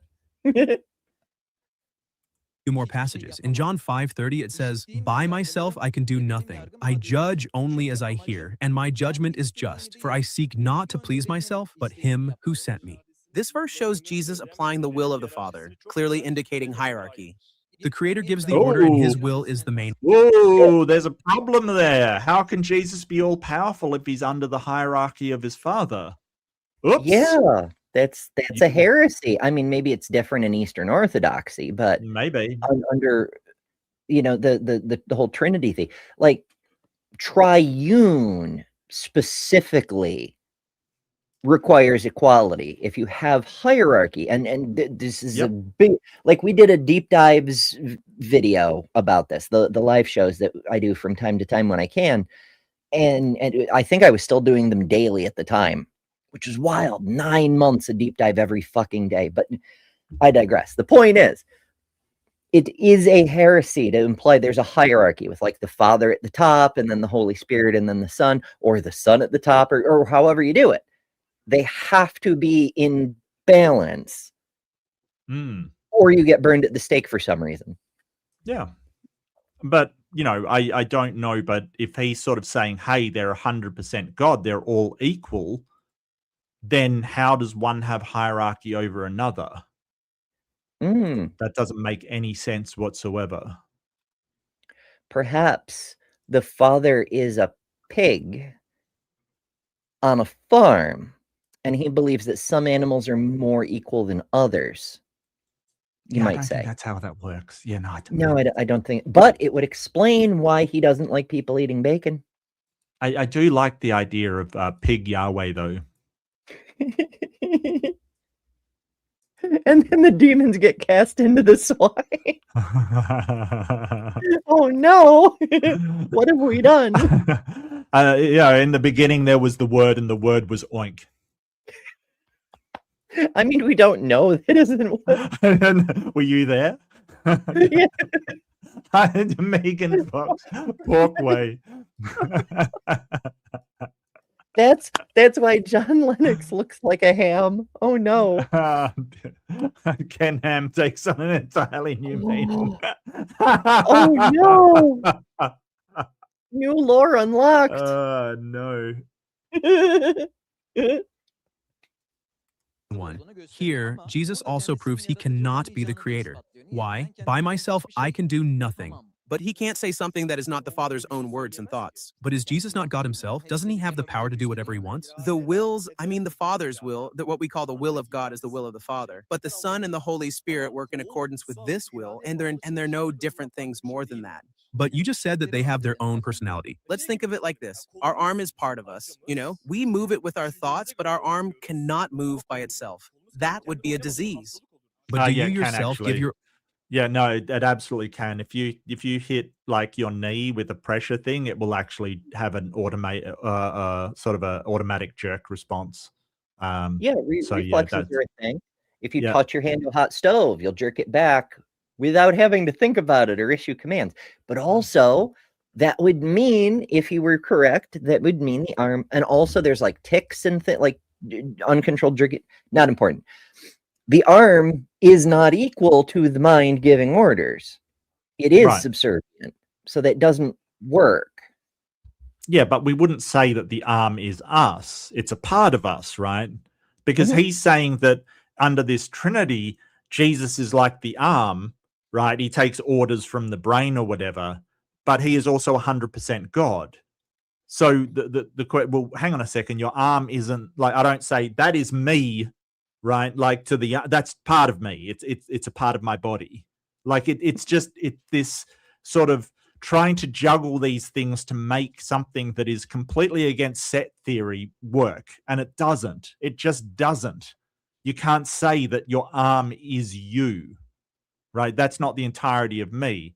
Or if that was the case, then an amputee would suddenly not be themselves, right? Like that is just a part of you, right? If you get amputated arm, you are losing a part of yourself. You are not losing yourself, right? Like that is not how that works. Yeah, it's you're still you. You just, I mean, hell, I have prosthetics on right now, and it doesn't significantly affect. It makes certain activities a little more challenging, but it doesn't change my personality, you know? Man, Mega Fox is on fire today. I swear. That is awesome. Do a barrel. No, it was normally you don't use your son for wanking. Oh no. I'm sorry, that's really funny. That is hilarious. Jesus is like your arm. You use Jesus for wanking? That's I mean, this is a religion where, like, I have to use that in a debate. I've got to use that. I've got to use that in the Trinity debate. Like, and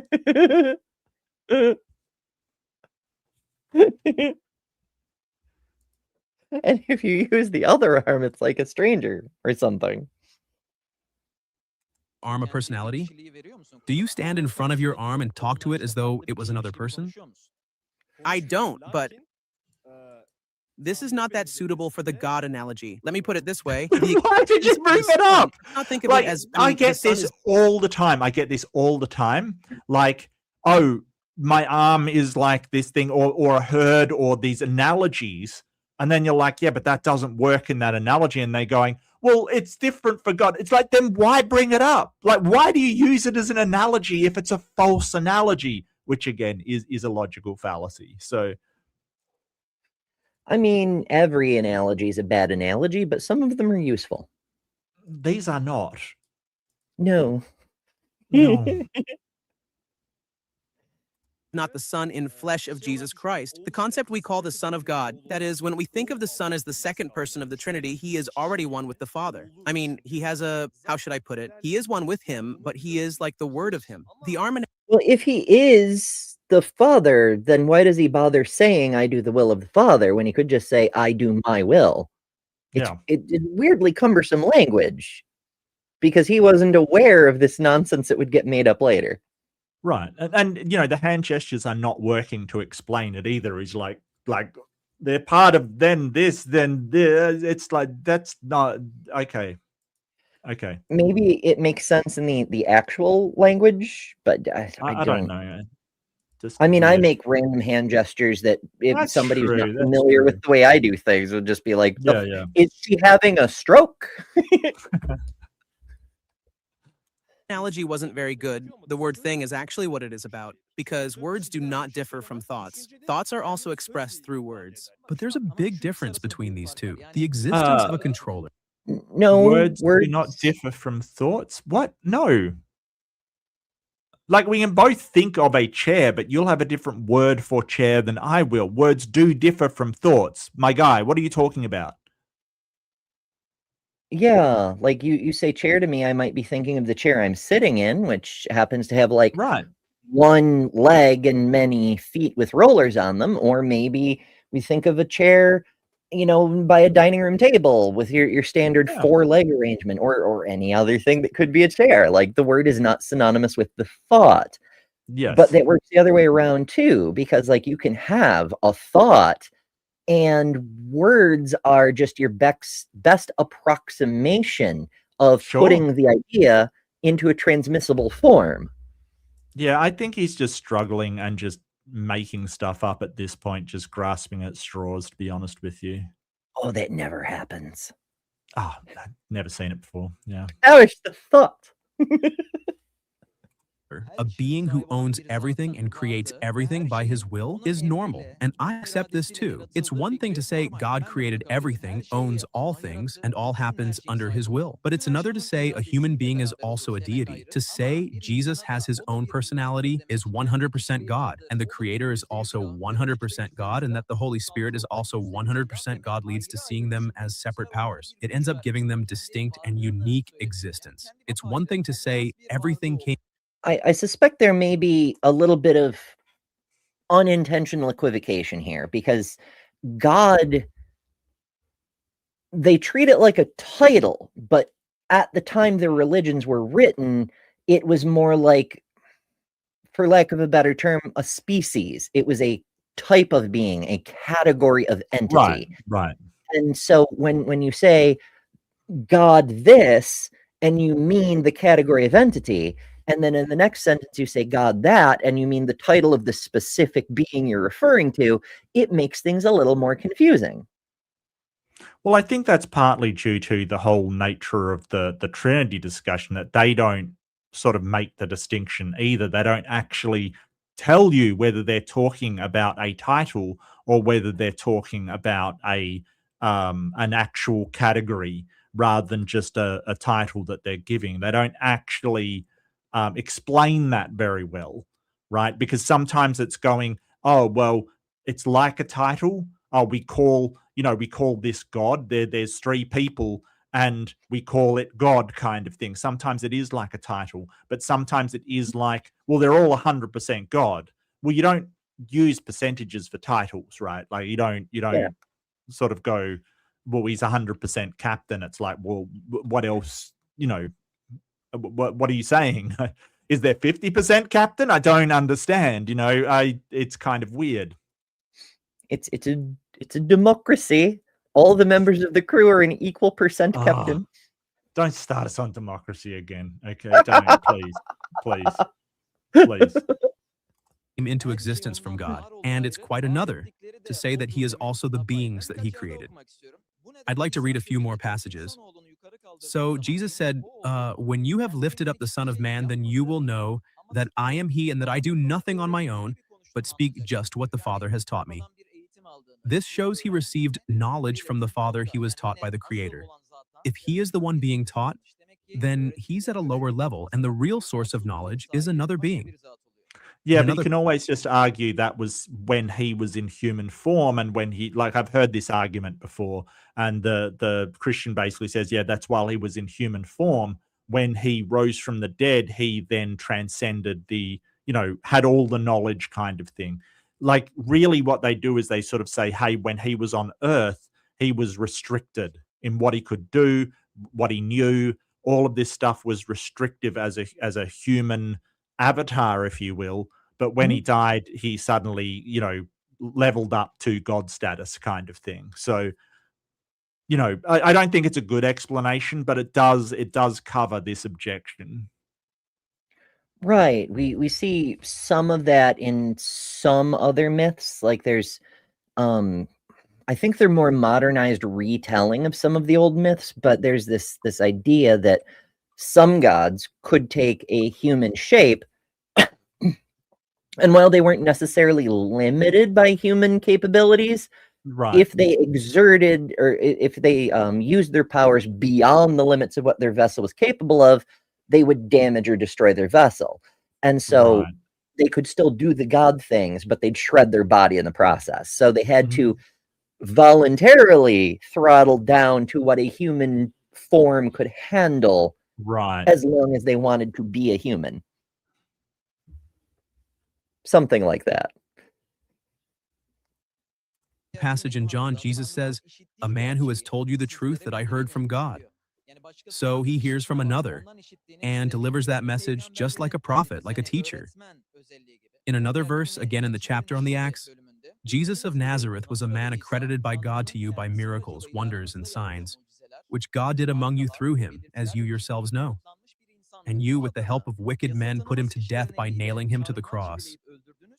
So they killed the creator? A creator doesn't die. He didn't die anyway. But I mean, he could. Well, he It- did it die, it does- just didn't stick, that's all. Right. He was only mostly dead. But like there's nothing in the lore books that says he can't die.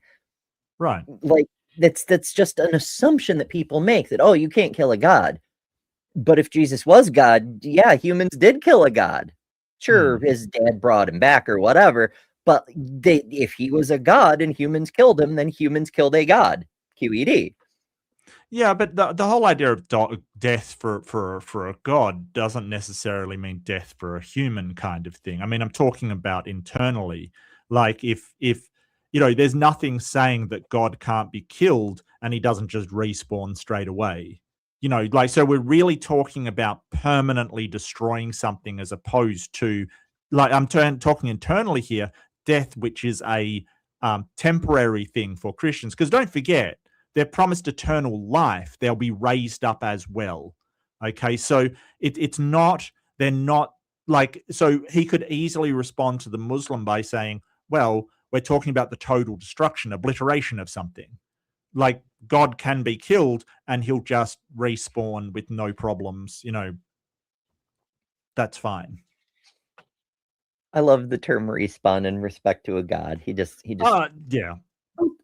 I mean, that actually would be a valid demonstration of godliness, because we've been saying forever that, an act of creation, like described in the holy books, like, a rabbit poofing into existence over my keyboard, if it has a tag saying from Yahweh, then that would be evidence of Yahweh. Without the tag, I don't know which god it's from, but I'd accept that as a miracle, holy shit, it poofed into being. Yeah. It'd be way better evidence than we currently have. So yeah, if you kill a god and he just like poofs a new body, ta-da, bitches, then yeah, that might be convincing. Yes. Yes. It says they killed him. Jesus died in the flesh. He died in the human body. In other words, God the Son did not vanish when he died there. So his death is not that kind of death. then it says, and God raised him from the dead, freeing him from the agony of death. So look, there is the risen one and there is God.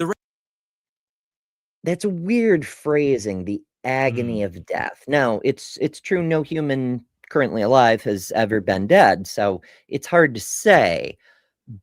But what we know about, I don't know, what part of it is apocryphal, part of it is reports of near-death experiences, and part of it is what we know from neurology about what the brain goes through during the death process. But it seems to be that you don't actually have the ability to feel pain when you're dead for a few different reasons. I mean, it just because the brain is required for pain, and you're not doing brain things anymore. But also during the process of death, the neurons physically detach from each other. You have to have connected neurons to feel pain, or the pain signal just doesn't go anywhere. It's not plugged into anything. Even if you're getting a pain signal, which you're not because you're dead. But also from let's say on the spiritual side, the consciousness, wherever it goes for realsies that we can't determine based on these conflicting reports of people, if it even is a thing that happens, you're also not feeling pain. Like even the out-of-body experiences, people floating above the surgery tables watching surgeons put their guts back in. Ask me how I know. They don't report feeling pain because they're not connected to their body at that moment, Yeah. So I gotcha. I don't know. It's a tangent, but I'm just like, I don't think agony of death actually makes sense. But coming back from the dead, that I could see that being very painful. All the neurons reconnecting, holy shit. You thought when your leg fell asleep that could be never mind. Raised body is the body of Jesus Christ. It says God raised him from the dead. And why does it not say God raised himself from the dead? I mean, I can't question why they wrote it like that anyway. Let me at least say something for all the Bible verses. The exegesis of the verses are what matters. Actually, we are not yet capable of explaining the verses. I mean, we believe that this is something that fathers and the elders of the church can do. The exegesis we do would be, especially, I am not doing verse exegesis as an Orthodox Christian. When I read a verse, I read the commentary directly from the church fathers. So we need to understand that difference a little bit here, especially the exegesis by someone who is not a clergyman is not even considered. Again, there is another passage that caught my attention. This is perhaps the most interesting. That's kind of a fair answer. It's kind of saying, I don't fucking know, man. I'm just a guy. Yeah. Which is, I like when people say, I don't know. It's more honest. Interesting passage for me. After reading this, how can we accept Jesus as God? I just can't make sense of it. It says Acts 3:13, the God of Abraham, Isaac, and Jacob, the God of our fathers, has glorified his servant Jesus. So the verse tells that God glorified his servant Jesus. This means that Jesus, peace be upon him, is a servant of Allah, just like Prophet Abraham and Isaac, peace be upon them all. Jesus is a prophet sent by God. 124,000 prophets came, and Jesus, peace be upon him, is one of them. That's a lot of prophets. Yeah. I did not realize there were that many prophets. Churches are famed for making profits, though. That's true. Hmm. And then they buy a lot of real estate with all the profits. Oh, yeah. Yeah. Sure We do. gotta put those churches somewhere. The verse says, the God of our fathers has glorified his servant Jesus. What I mean is that something cannot be a servant and God at the same time. This doesn't mean that Jesus Christ is just a human being like us and he serves Allah. I mean, at some point, it's like he's serving himself because he's already. But it is a contradiction. When you say the Creator worshipped himself, doesn't it seem strange to you too? That kind of it sticks in my brain because it's like I realize there are humans who worship themselves, like a self-worship thing. That is a thing some humans do. But like the concept of this perfect gigantic being who apparently created the universe to be worshipped. Like they say he's love, they say he's jealous. Jealousy seems more like it. It seems more like he's narcissism. He's like pure worship me kind of thing. Yeah. The idea of him worshiping anyone, even himself, it just doesn't really click for me. Very strange. I think from the aspect of Christianity, when we try to comprehend the teachings of the church with our human minds, we already get stuck. But isn't that we are in a very important test, right? There is death. There is heaven and hell. At this point about Trinity, you are saying, yes, logic and reason. It's so weird because they're saying, oh, well, what human can understand the ways of God? But if God's all powerful, he should be able to explain what he wants humans to understand in a way humans can understand it. Yeah. Like this should be trivial. Why is there so much confusion if the God is who they say he is? But God's apparently not the author of confusion, so it shouldn't be confusing. Yeah. Can't to that point. Am I right? If we think like human beings, no. I mean, if we think like the way we are now, no. Okay, you say we can't get there, but I'm saying this is a very important issue. There is a distinction like an eternal hell or an eternal paradise after this test. Would it be right to say and do this? Well, I don't understand this right now. Yes, the mind doesn't get this and that too, but let's not proceed with reason. Let's cover it, even if it's irrational. People who know better will clarify these points. Saying and leaving these irrationalities behind would be a really risky step, don't you think? Because you also say the mind doesn't get it, but you believe in it. To believe in something that your mind doesn't accept, something where you see the contradiction clearly. Aren't you ever scared of eternal hell? The Trinity seems like that's double think. It's believing two things that can't play nice together. Yep. Possibly with cognitive dissonance, which to be clear, as Maya pointed out, that isn't just believing two things that don't play nice, it's the distress of believing two things that don't play nice. So if you keep them compartmentalized, you don't get the dissonance. But it's still, you're asking for a war in your brain that way. You're saying I'm going to invest intellectually in this thing that my intellect says this is dumb, or at least this doesn't make sense.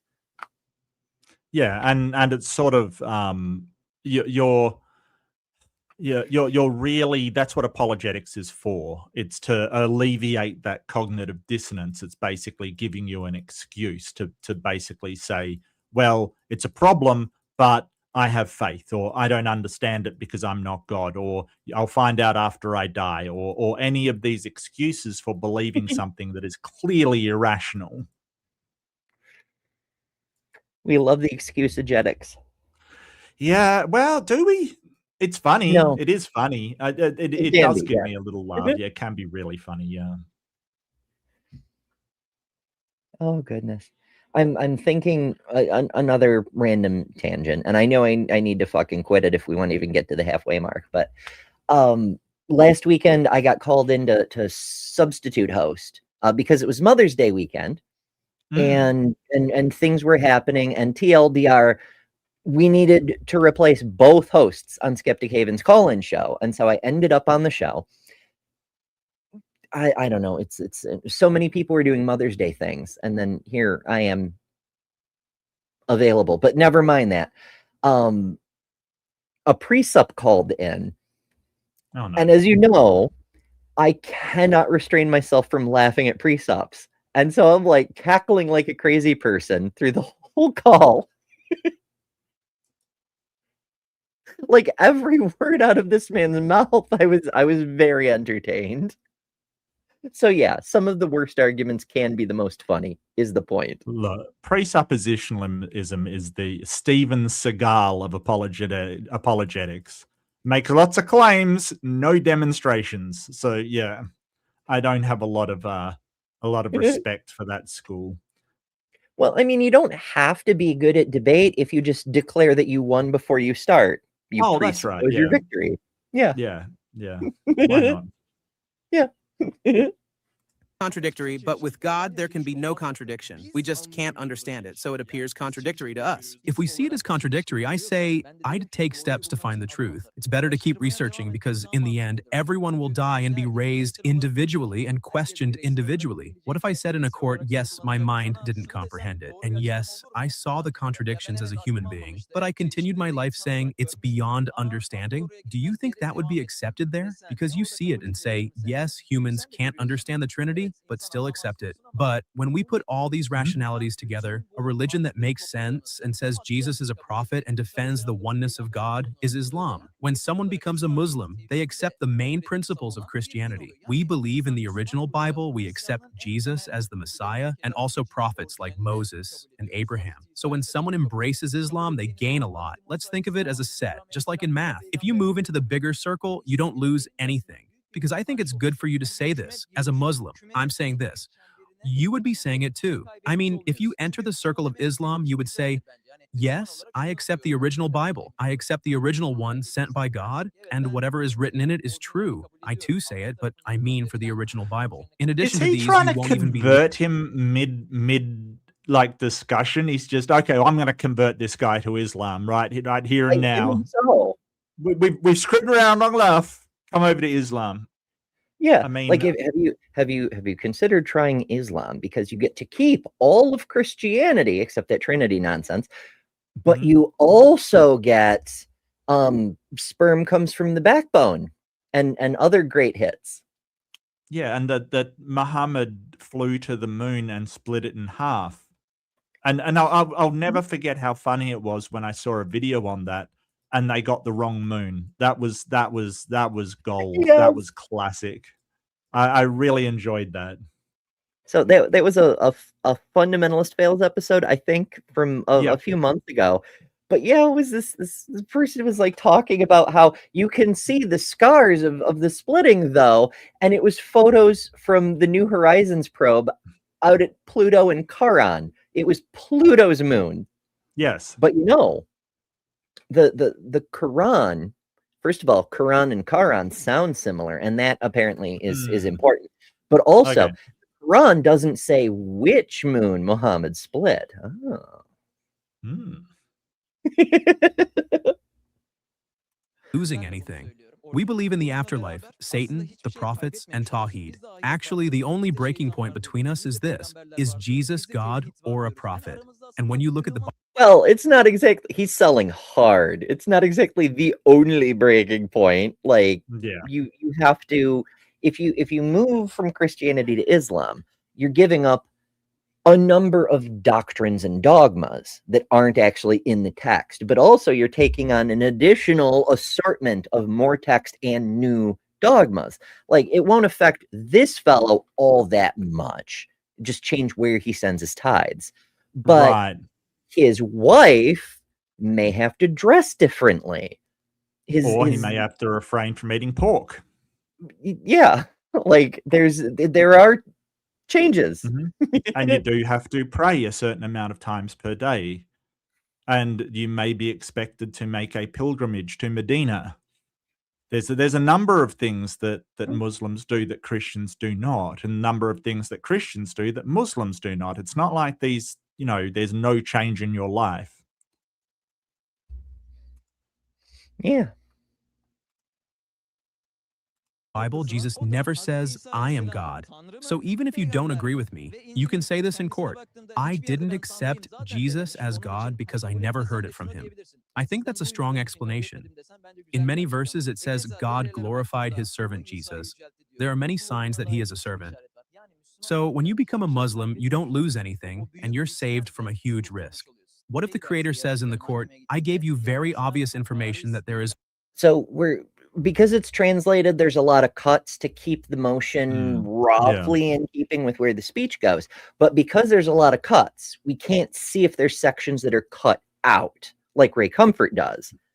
Yeah. And that makes it a little more difficult because he's going on this vast sales pitch, but we're not able to see if the Christian dude responds here and he says something like, no, I do, because like some gospels, the epistles, I believe, say you have to have faith in Jesus specifically. Right. So if you give that up, maybe you get 20 camels or something, but you risk losing your salvation if the Christians are right, Well, I mean, it clearly states that the only way to the Father, to heaven, is through the Son. If that is true, then you're basically giving up heaven and you'll be cast into the lake of fire, right? Like, this is the thing. I don't know why he's sort of saying, hey, there's no risk to, in a sort of spiritual sense for giving up, basically acknowledging Jesus as God. But you don't know that. Right? Like, you don't know that. Actually, I'm going to bring that one back up. One by says, we have better ice cream is the best conversion propaganda. But there's something to that. If a religion, any religion, could demonstrate an actual difference, then even that could serve as like positive evidence for the truth of that religion. Because you can then turn around and say, listen, all these other religions, they're just beliefs. Nothing actually changes for you. But if you join our religion, ice cream tastes 1 order of magnitude better. That's the only change you get, but it's a measurable change. Our religion does something, Mm-hmm. I don't know. I don't think I'd convert just for better ice cream, but it's a better offer than a lot of religions are making. Only one God, and the second or third personalities cannot be comprehended by human mind. So when you saw a contradiction, you should have followed your human nature. And Jesus never said anywhere in the Bible that he was God.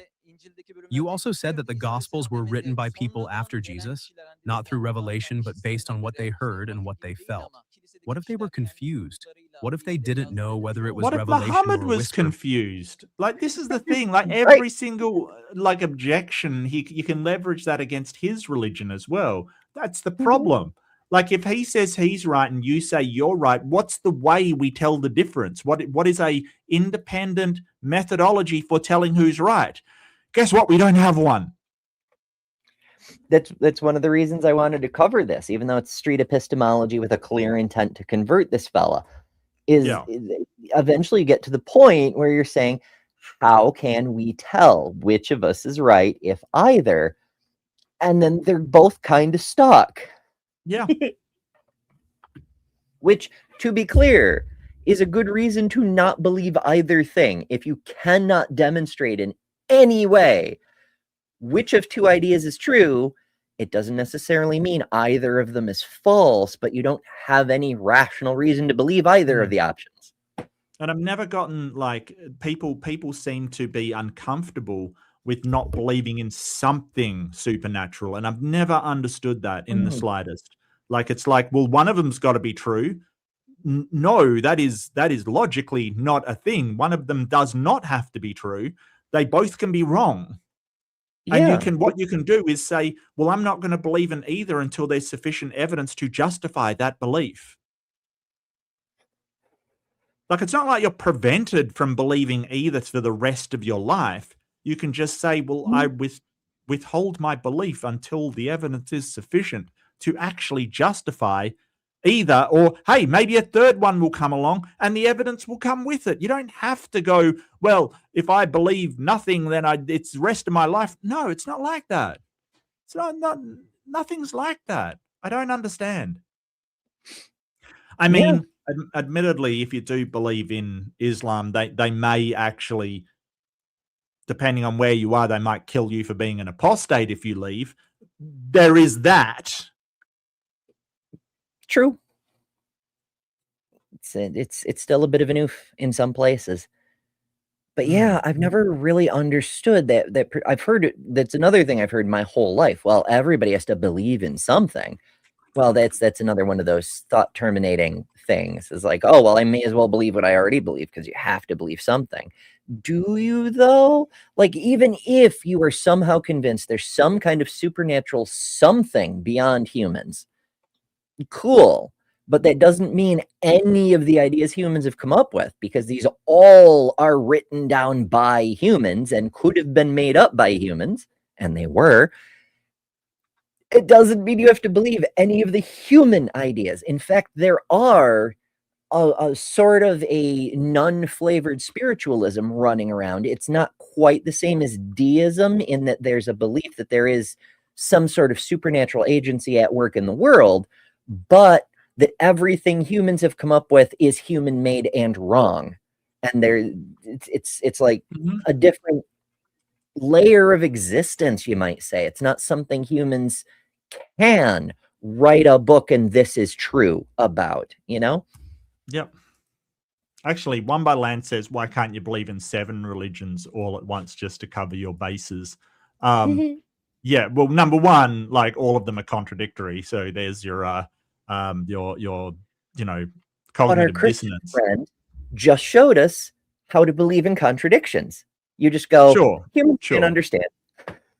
Yeah, and so once I saw an XKCD about protocols, which was incredibly, like, sufficient with this one. There's usually, like, so there's a guy and he basically goes, there are 9 protocols. I tell you what we'll do is we'll combine them all into a, sort of streamlined process that everybody can understand, and we'll solve all of these problems. And then the next one is like, there are now 10 protocols, right? Like, so if you get a religion that takes all of the other ones and streamlines them to all fit into one another, then you just have another religion. You have your 8th religion then.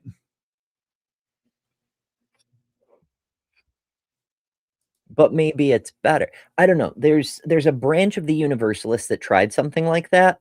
They're still around, but like, so the Universalists are this idea that every human has like a fragment of God, a spark of God.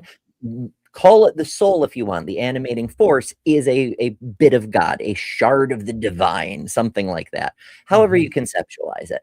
And so all people are a little bit and equally part of God, or gods themselves, depending, tiny versions of God, however you want to think.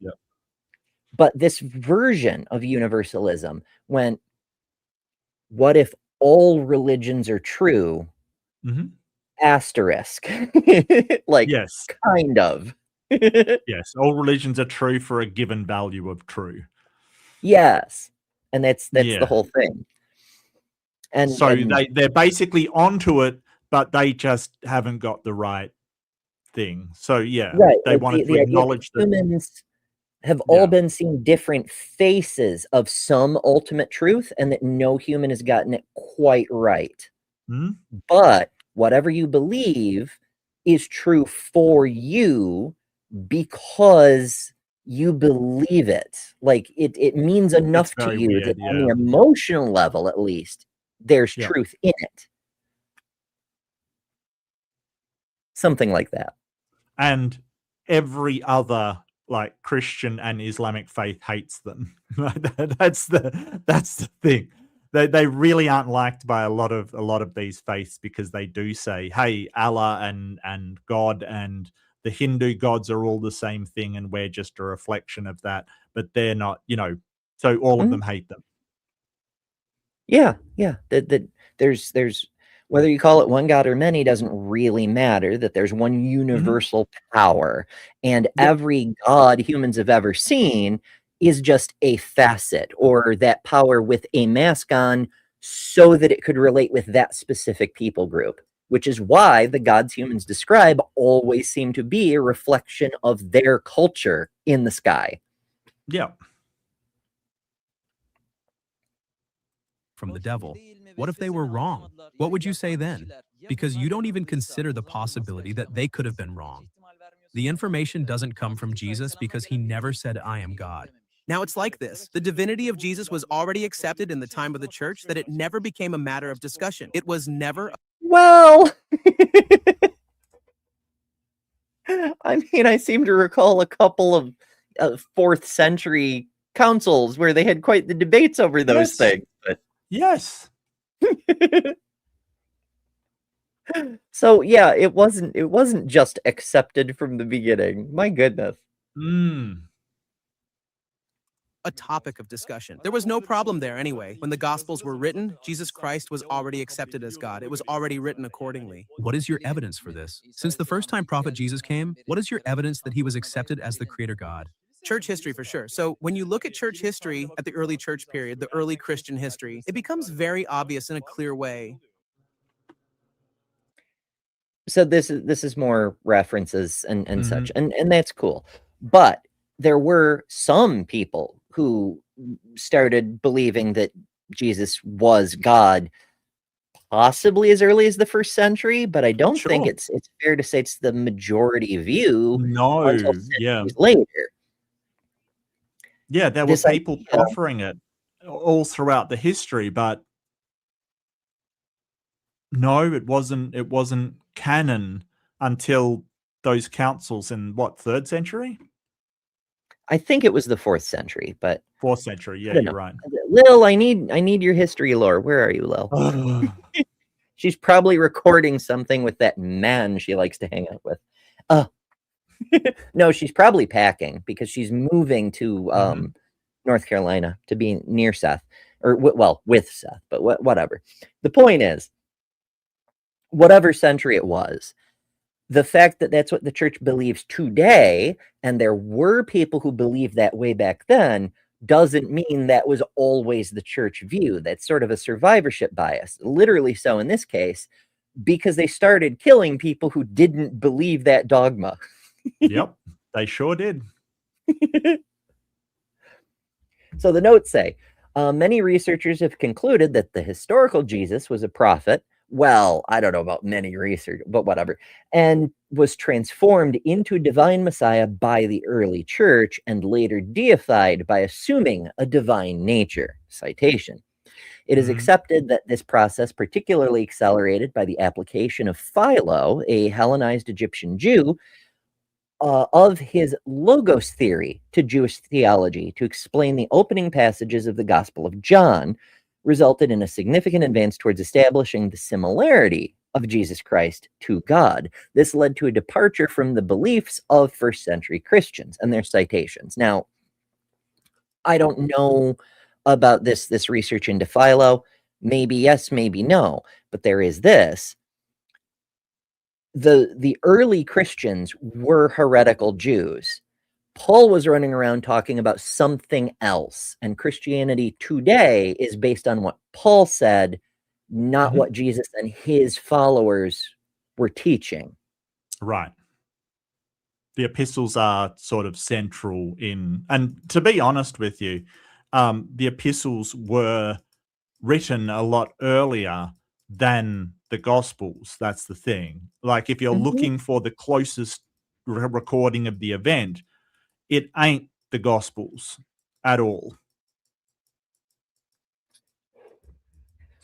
And then the final thing on this sheet is the author of a book has proved these with more than 100 pieces of evidence. Maybe yes, maybe no.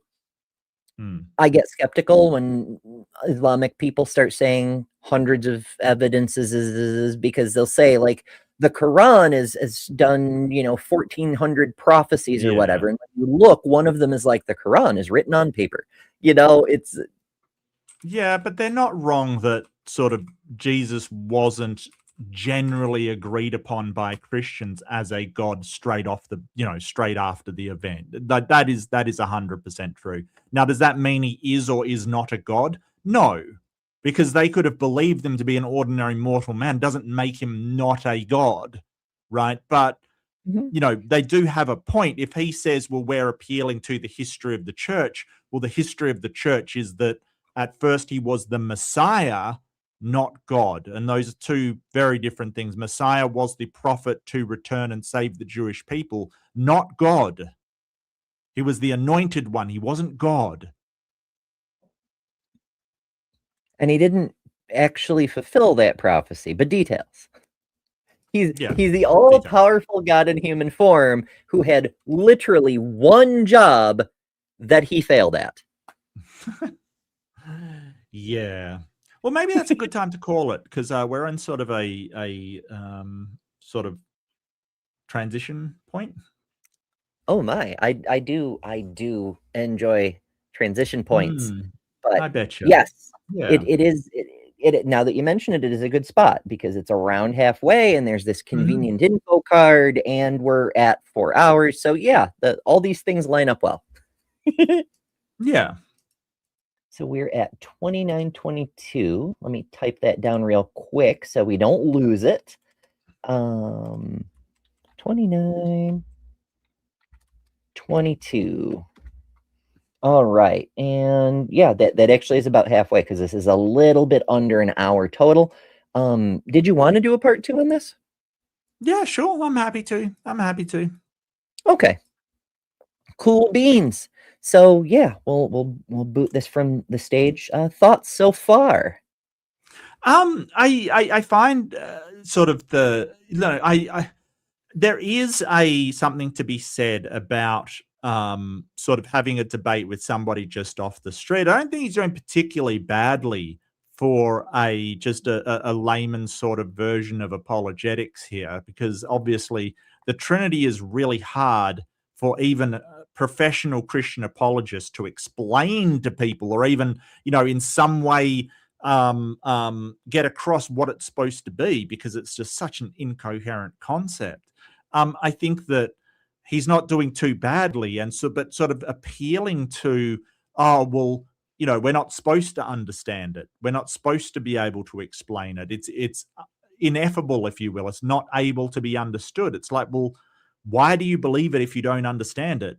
And then trying to explain it, it's like, why are you even bothering? But, why would you believe it? Seems to be, well, you got to have faith, which is just a terrible response. But at the same time, this is where I thought it would go, because it is the thing that Islamic people can absolutely corner Christians on, how the Trinity works. Like, it is something that, is really hard to explain, or not just hard to explain, but hard to make anything anywhere near coherent. It just does not work in any situation. Him comparing it to his arm doesn't work. Him saying it's 3 things each, which are 100%, doesn't work. None of it works. So, but I think he did quite a good job considering his material. I think that a lot of the objections leveraged towards him by the Muslim guy, sort of saying, oh, but Jesus died, kind of thing. How can he be a god if he dies? It's like, dude, like, that it would be like, me playing a computer game character and then going, well, how could you die and then still be alive? It's like, dude, you're not looking at this internally to their system. So that really, some of his objections were a little bit petty. I got to be honest with you, a little bit petty. But at the same time, I think that, they're objections. I think that they contradict his version of a God, but they don't contradict the Christian's version of a God. So it's important when you're talking to these people to, like, something like the Trinity, that is keeping inside the internal structure of the Christian perspective. Like, when you're going out of it and saying, hey, this is how I define a God and it doesn't meet that, that's going to be a problem because they won't care. He doesn't care what this Muslim thinks a God is. He's got his version, so he doesn't care. But I think that he did a good job, all things considering. I think the Muslim guy had perfectly good objections to Christianity. I really do.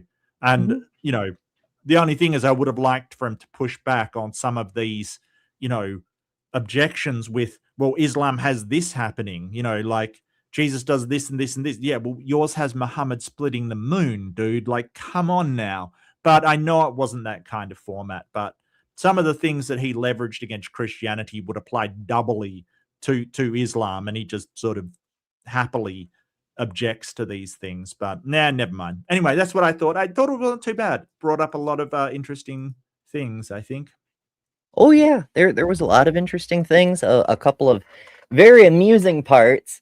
But yeah, overall, I think he seems to be more of a turn the other cheek kind of Christian. He's like, you can say whatever the fuck you want, and I'll just answer your questions, So pretty decent. But yeah, the street epistemologist fella, he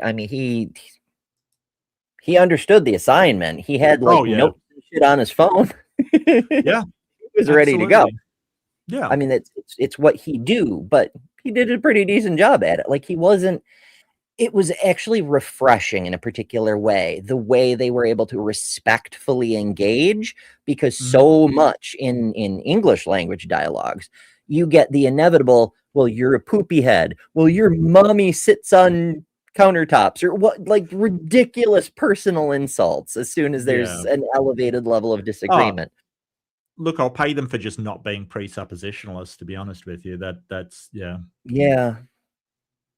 So yeah, pretty decent. And not what we normally do, but it has been interesting. So yeah. I'm excited for next week. It'll be. And we may even get this done in one of the rare two-parters. Maybe. There's always hope. We give to you hope. It's true. Have faith, yes. folks. So that part two is going to be on my channel. So don't come around here looking for it. It's going to be on my channel, which is Mark Reed Atheism. I'll tell you what, I can get a link, possibly. Yeah. Yes, and I shouldn't overlook the fact that we often get a lot of regulars. Somebody may watch this, a month from now and head to do, who the fuck are these people? So yeah, Mark and I take turns. Next week we'll be at his place. And then the week after back over here. Well, maybe not the week after, because I do have several live events coming up this summer. The Comic-Con that I run here in New York is the first weekend in June. There's a festival that I'm vending at the weekend after, but I think I'll be back in time. So asterisk on that one.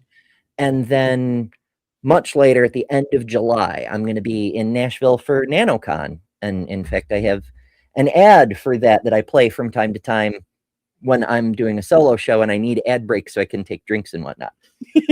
But yes, that'll be the end of July, and I'll be out of town for that weekend too. But other than that, we do go back and forth. So make sure you're subscribed on both channels. Thank you all so much for joining. It's been very entertaining. We've seen a bunch of cool people come through the chat. If you made it this far, maybe hit some other buttons. Maybe subscribe. Maybe hit the thumb of your choice. Maybe even hit the share button and send this to an apologist who likes to scream insults at people to show them it isn't strictly necessary. And Yeah, as always, we'll see you again soon, asterisk. And until then, try not to die. Thanks to all our patrons and top-level members for April. Miranda, Karen Butcher, Jimmy Tux, Ian Chen, Maya Adkisson, Jessica the Transmetal Alchemist, Robin Webster, Lilith, Ember Lynn, The Barely Bearable Atheist, Eric Wander, Jason Jacoby, Lil of All Trades, Deviant Outcast, Secular Feelinist, Geo Sam, Thriver's Scapegoat, Katie Bluebird, and Noise Ending.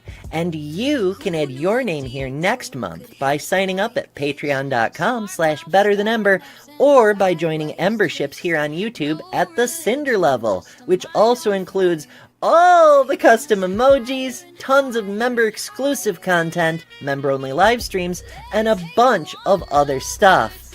I deeply appreciate all the supporters who keep this channel going. Thank you all so much. Because of you, we're building a wonderful community that I'm very proud of.